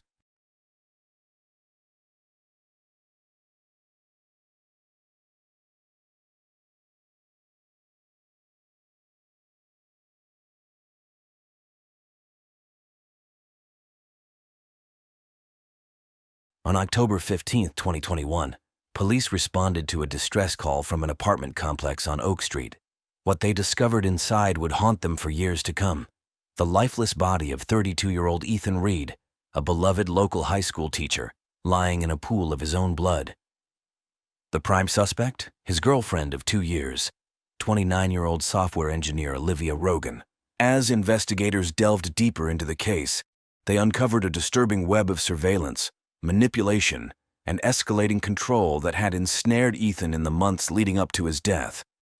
Hidden cameras, meticulously placed throughout his apartment, told a silent tale of paranoia and obsession. Olivia Rogan's path to becoming the central figure in a tragic true crime story began long before she met Ethan Reed. Born in 1993 to Margaret and James Rogan, Olivia grew up in a middle-class suburb of Portland. From an early age, those close to the family noted Olivia's intense need for attention and validation. Margaret Rogan, in an interview following her daughter's arrest, reflected on Olivia's childhood. She was an exceptionally bright child, always at the top of her class, but she struggled to form lasting friendships. Margaret recalled, "I thought it was just shyness at first, but as she got older I noticed how possessive she could be of the few friends she did make. If they spent time with other children, Olivia would become sullen and withdrawn." This pattern continued into Olivia's teenage years. Her high school boyfriend, Alex Chen, later told investigators about Olivia's constant need to know his whereabouts. "She would call or text incessantly when we weren't together," he said. "If I didn't respond quickly enough, she'd show up wherever she thought I might be. At the time, I thought it was just because she cared so much." Despite these interpersonal challenges, Olivia excelled academically. She graduated as valedictorian of her high school class and went on to study computer science at Stanford University. It was here that Olivia's controlling tendencies found a new outlet in the world of technology. Her college roommate, Sarah Jennings, remembered Olivia's fascination with coding and surveillance software. She was brilliant at it, Sarah said, but sometimes it felt like she was using her skills to keep tabs on everyone around her. She'd casually mentioned things about our classmates that she couldn't possibly have known without some kind of digital snooping. After graduating with honors, Olivia landed a prestigious job at a tech startup. Her colleagues described her as driven and meticulous, often working long hours to perfect her code. However, her personal life continued to be marked by tumultuous, short-lived relationships. Jason Tran, who dated Olivia for 6 months in 2019, described the relationship as intense and suffocating. "She wanted to know everything about my day, my thoughts, my plans," he said. "When I tried to set boundaries, she'd become angry or manipulative. It was exhausting." By the time Olivia moved back to Ashland in early 2020, accepting a remote position with her company, she had left a trail of broken relationships behind her. Yet those who knew her couldn't have predicted the dark turn her life would take when she met Ethan Reed. Ethan Reed's life stood in stark contrast to Olivia's tumultuous journey. Born in 1990 in Ashland, Ethan was the youngest of 3 children in a close-knit family. His older sister, Amanda Reed, described their childhood as idyllic. "We grew up surrounded by nature, spending our summers hiking in the mountains and our winters skiing. Ethan was always the peacemaker, the one who could make anyone laugh. From an early age, Ethan showed a passion for learning and a natural ability to connect with others. His high school English teacher, Mrs. Elaine Hoffman, remembered him fondly. Ethan had a way of bringing out the best in his classmates. He was patient, kind, and had an infectious enthusiasm for literature. I always thought he'd make an excellent teacher someday." Mrs. Hoffman's prediction proved accurate. After graduating from the university with a degree in English literature, Ethan returned to his hometown to teach at Ashland High School. Ethan's personal life was characterized by steady, long-term relationships. His college girlfriend, Laura Simmons, remained a close friend even after their amicable breakup. "Ethan was always so balanced," she said.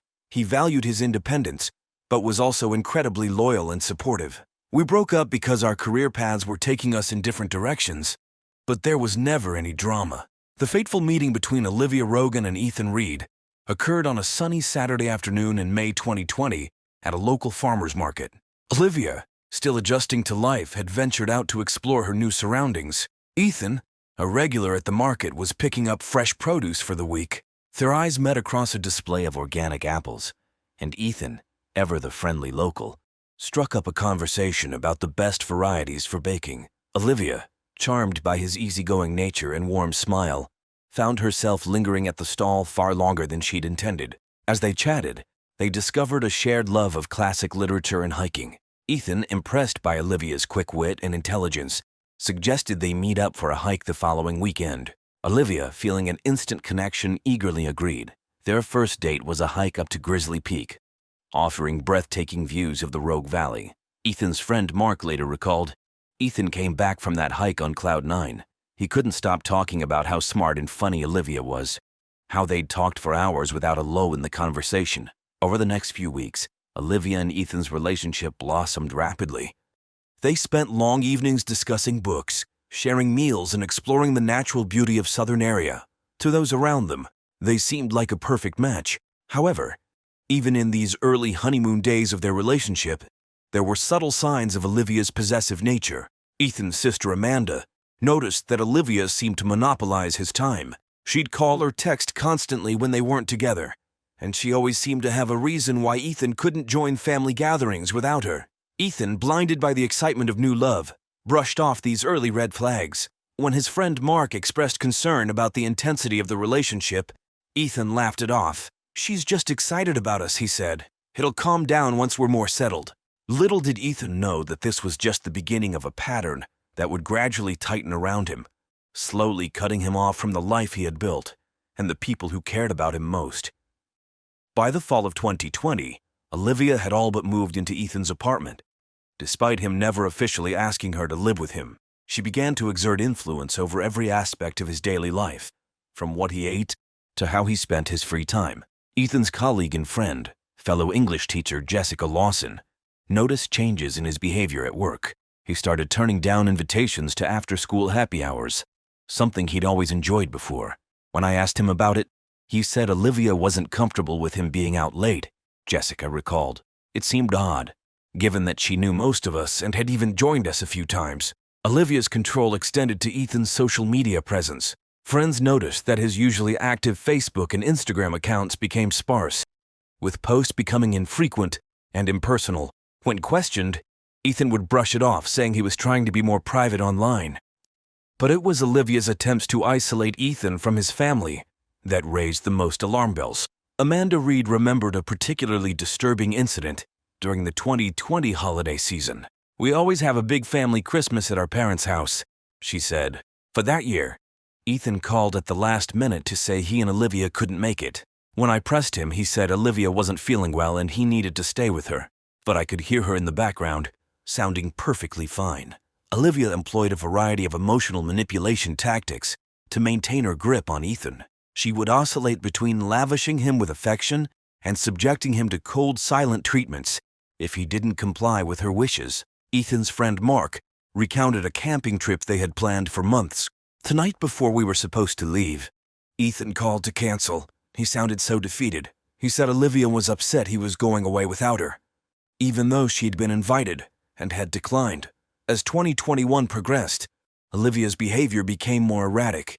She began accusing Ethan of infidelity, despite having no evidence to support her claims. She would show up unannounced at the high school, ostensibly to bring Ethan lunch. But colleagues noted how she seemed to be scanning the room, as if looking for signs of inappropriate behavior. Ethan's student Emma Chen later testified to a disturbing encounter. Ms. Rogan came into our classroom during lunch break. Mr. Reed wasn't there, but she stayed anyway, asking us questions about him. It felt really weird and invasive. Despite the mounting evidence of Olivia's controlling behavior, Ethan remained committed to the relationship. Those close to him noted his increasing stress and anxiety, but he would deflect their concerns, often making excuses for Olivia's actions. His sister Amanda confronted him directly in the summer of 2021. "I told him I was worried, that this didn't seem like a healthy relationship," she said. But he just got defensive. He said I didn't understand Olivia, that she'd been hurt in the past and needed extra reassurance. He truly believed he could help her overcome her insecurities. As Olivia's paranoia and need for control reached new heights, she made a decision that would irreversibly alter the course of her relationship with Ethan and ultimately lead to its tragic conclusion. In late August 2021, while Ethan was away at a weekend teaching conference, Olivia took the drastic step of installing hidden cameras throughout his apartment. The idea had been brewing in Olivia's mind for weeks. Her background in software engineering made the technical aspects of the plan feasible, and her growing suspicions about Ethan's fidelity provided the justification she needed to overcome any moral qualms. Olivia meticulously planned the operation, purchasing small high-definition cameras disguised as everyday objects, a smoke detector, a phone charger, even a potted plant. She also set up sophisticated software that would allow her to access the feeds remotely from her laptop or phone. On the Friday afternoon that Ethan left for his conference, Olivia sprang into action. She had a key to his apartment, ostensibly for emergencies, which gave her unfettered access. Over the next several hours, she carefully placed cameras in the living room, kitchen, bedroom, and even the bathroom, ensuring every corner of Ethan's private space was under surveillance. With the cameras in place and the software running smoothly, Olivia left the apartment, her heart racing with a mixture of anticipation and guilt. She told herself that this was a necessary step, that it would allay her fears and allow her to trust Ethan completely. The first few days of monitoring proved uneventful. Olivia watched as Ethan went about his daily routines, grading papers, preparing lessons, chatting on the phone with his sister. But rather than easing her suspicions, the lack of incriminating evidence only fueled Olivia's paranoia. She began to obsess over minor details. Why did Ethan smile at that text message? Who was he waving to out the window? Olivia's colleague, David Cho, later recalled noticing changes in her behavior at work during this time. She seemed distracted, constantly checking her phone. I caught a glimpse of her screen once. It looked like a video feed, but she quickly closed it when she saw me looking. As the days turned into weeks, Olivia's obsession with the camera feeds grew. She began neglecting her work, her sleep suffered, and her interactions with Ethan became increasingly strained as she struggled to keep her secret. One evening, while reaching for a book on his shelf, Ethan noticed that several volumes were slightly out of place. He distinctly remembered organizing them just days before. In the bathroom, his toiletries seemed rearranged, though he couldn't pinpoint exactly how. More unsettling were the times he felt as if he was being watched. He'd be grading papers in the living room and suddenly feel a prickle on the back of his neck, as if someone's eyes were on him. But when he looked up, he was alone. Ethan's friend and fellow teacher, Jessica Lawson, recalled a conversation they had during this period. He mentioned feeling on edge in his own home, she said. He laughed it off, saying he was probably just stressed about work, but I could tell it was really bothering him. Olivia's behavior added to Ethan's growing discomfort. She began making comments about his daily activities that she shouldn't have known about. Once, she mentioned in passing that she liked the new brand of coffee he'd bought, despite not having been to his apartment in days. Another time, she asked about a phone call he'd had with his mother, though he was certain he hadn't mentioned it to her. When Ethan would express confusion about these slip-ups, Olivia would quickly change the subject or provide vague explanations. He must have mentioned the coffee in passing, she'd say, or perhaps his mother had told her about the call. As his unease grew, Ethan found himself second-guessing his own memories and perceptions. Am I just being paranoid? He wondered. Is the stress of work getting to me? Despite his attempts to rationalize the strange occurrences, Ethan couldn't shake the feeling that something was deeply wrong. He began to pay closer attention to his surroundings, noting any changes or oddities in his apartment. He even considered confiding in his sister Amanda, but hesitated, worried that his suspicions might sound absurd or that he might be overreacting. The moment of revelation came on an October evening in 2021. Ethan had been grading papers late into the night, the soft glow of his laptop illuminating the living room. As he stretched and prepared to call it a night, his elbow knocked a small potted plant off the side table. The pot shattered on the hardwood floor, soil and ceramic shards scattering across the room. As Ethan knelt to clean up the mess, something caught his eye amidst the debris. A tiny lens, no bigger than a pencil eraser, glinted in the low light. His heart racing, Ethan carefully extracted the object from the soil. It was a miniature camera, expertly concealed within the plant's base. The discovery sent a chill down Ethan's spine. With trembling hands, he began a frantic search of his apartment. Over the next hour, he uncovered 5 more hidden cameras. In the smoke detector, a picture frame, even the shower head. The realization that his most private moments had been under surveillance was overwhelming. Ethan's mind reeled as he pieced together the implications. The strange comments Olivia had made, her uncanny knowledge of his daily activities, the feeling of being watched, it all suddenly made horrifying sense. The woman he had loved and trusted had violated his privacy in the most intimate way possible. In a daze, Ethan called the one person he knew he could trust implicitly, his sister Amanda. It was past midnight, but she answered on the second ring, immediately alert at the sound of distress in her brother's voice. "Ethan, what's wrong?" she asked, concern evident in her tone. Through a voice choked with emotion, Ethan recounted his discovery. Amanda listened in shocked silence, her initial disbelief quickly turning to anger on her brother's behalf. As Ethan's story unfolded, Amanda's protective instincts kicked in. "You need to get out of there," she insisted. "Pack a bag and come to my place. We'll figure this out together." But Ethan was torn. Part of him wanted to confront Olivia immediately, to demand answers and explanations. Another part was simply numb with betrayal, struggling to reconcile the woman he thought he knew with someone capable of such a gross invasion of privacy. In the end, it was Amanda's steady voice that guided his next actions.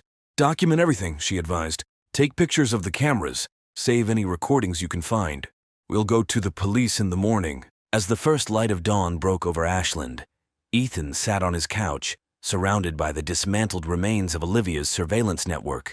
His phone buzzed with a text from Olivia. "Good morning, babe. Sleep well?" The irony of her feigned normalcy was not lost on Ethan. With a deep breath, he typed out a response that would set in motion the final tragic act of their relationship. "We need to talk. Come over as soon as you can." The tension in Ethan's apartment was palpable as Olivia arrived later that morning. She entered with her usual smile, leaning in for a kiss, but froze when she saw Ethan's grim expression and the array of dismantled cameras on the coffee table. For a moment, Silence hung heavy in the air. Then Olivia's face crumpled, tears welling in her eyes. "Ethan, I can explain," she began, her voice quavering. But Ethan, his voice low and controlled, cut her off. He spoke of trust betrayed, of the sanctity of privacy violated. With each word, Olivia seemed to shrink, her usual confidence evaporating in the face of her exposed deception. When Ethan finally fell silent, Olivia launched into a desperate justification of her actions. She spoke of her deep-seated insecurities, her fear of losing him, her conviction that if she could just prove to herself that he was faithful, she could finally relax into their relationship. Her words came out in a rush, pleading and explanatory. But Ethan remained unmoved. "I can't be with someone who would do this," he said firmly. "We're done, Olivia. I want you to leave." Olivia's demeanor changed in an instant. Her tears dried up, replaced by a cold, hard look. "You can't do this to me," she hissed. "We're perfect together. You're overreacting." As Ethan stood firm in his decision, Olivia's pleas turned to threats. She spoke of ruining his career, of telling his students and colleagues about embarrassing moments she'd captured on camera. When these threats failed to sway Ethan, she resorted to emotional manipulation, threatening self-harm if he left her. Throughout it all, Ethan remained resolute. Even as his heart broke at the sight of Olivia's desperation, he knew with a clarity that surprised him that there was no coming back from this betrayal. Finally, seeing that her words were having no effect, Olivia stormed out of the apartment, slamming the door behind her. Ethan sank onto the couch, emotionally exhausted. He thought the worst was over. He had no idea that Olivia's desperation was about to take a far more dangerous turn. The events of October 15th, 2021, would forever be etched in the memories of Ashland's residents. The day began like any other, with no indication of the tragedy that would unfold. Ethan, emotionally drained from the confrontation with Olivia, had called in sick to work. He spent the morning talking with his sister Amanda, making plans to file a police report about the hidden cameras. As evening approached, he decided to take a walk to clear his head, leaving his phone behind to avoid any desperate messages from Olivia. It was during this absence that Olivia made her final fatal return to Ethan's apartment. Neighbors would later report seeing her enter the building, her face set in a mask of determination. She used her key to let herself in, her mind racing with a mix of anger, desperation, and a twisted sense of righteous indignation. When Ethan returned home around 7 p.m., he found Olivia waiting for him in the darkened living room. The sight of her there, uninvited and unexpected, sent a jolt of fear through him. "Olivia, what are you doing here?" he asked, his voice wary. Olivia's response was chilling in its calmness. "We're going to fix this, Ethan," she said. "You'll see that we belong together." What followed was a heated argument that quickly spiraled out of control. Olivia vacillated between pleading for another chance and lashing out with bitter accusations. Ethan, his patience exhausted, demanded that she leave immediately. It was then that Olivia's fragile control snapped. In a move that would shock even those who knew of her obsessive tendencies, she produced a kitchen knife she had taken from Ethan's own drawer. The next few moments were a blur of violence and terror. Ethan, caught off guard by the sudden escalation, tried to reason with Olivia, even as he backed away from the blade. But Olivia, beyond the reach of reason, lunged forward. In the struggle that ensued, Ethan's training as a former high school wrestler came into play. He managed to grapple with Olivia, trying to disarm her without causing harm. But in her frenzied state, Olivia's strength seemed superhuman. Neighbors would later report hearing shouts and the sound of breaking glass. One, concerned by the commotion, called 911, but help would arrive too late. By the time police broke down the door of Ethan's apartment, the tragic scene had already played out to its grim conclusion. They found Ethan on the floor with multiple stab wounds marking his body, the life already fading from his eyes. Olivia sat beside him, the bloody knife still clutched in her hand, her gaze vacant as she stared at what she had done. As paramedics rushed in, futilely attempting to save Ethan's life, Olivia offered no resistance when the police took her into custody. Her only words, repeated over and over like a mantra, were, "He was supposed to love me forever." The investigation, led by Detective Sarah Nguyen of the Ashland Police Department, quickly uncovered the full extent of Olivia's surveillance operation, revealing months of invasive monitoring. This digital trail, along with physical evidence from the crime scene and witness statements, painted a damning picture of obsession and premeditated violence. Ethan's family and friends were devastated. His sister Amanda, in particular, struggled with guilt. "I knew something was wrong," she said in a tearful interview. "I should have pushed harder, done more to get him away from her." As the investigation progressed, more details of Olivia's troubled past came to light. Former colleagues and ex-boyfriends came forward with stories of her controlling behavior and emotional manipulation. Her parents, shell-shocked by their daughter's actions, could only offer tearful apologies to Ethan's family. The district attorney presented a methodical case, walking the jury through the progression of Olivia's obsessive behavior. The recovered surveillance footage played a central role, starkly illustrating the invasion of Ethan's privacy. The defense didn't contest the basic facts of the case. Instead, they focused on Olivia's mental state, bringing in expert witnesses to testify about her history of attachment issues and borderline personality disorder. They argued that Olivia's actions were the result of a mental health crisis, not premeditated murder. Olivia herself took the stand, her testimony an unsettling mixture of remorse and rationalization. She spoke of her deep love for Ethan and her fear of abandonment, claiming that she never meant to hurt him. Her apparent lack of full comprehension of the gravity of her actions left many in the courtroom disturbed. After a 2-week trial and 3 days of deliberation, the jury returned a guilty verdict on charges of first-degree murder. At the sentencing hearing, the judge delivered a scathing indictment of Olivia's actions before sentencing her to life in prison without the possibility of parole. As Ashlyn slowly healed, the community was left to reflect on the nature of love, trust, and the human capacity for both compassion and cruelty. The case would be remembered not just for its shocking conclusion, but as a catalyst for change and a somber reminder of the importance of recognizing and addressing toxic relationship dynamics before they escalate to tragedy.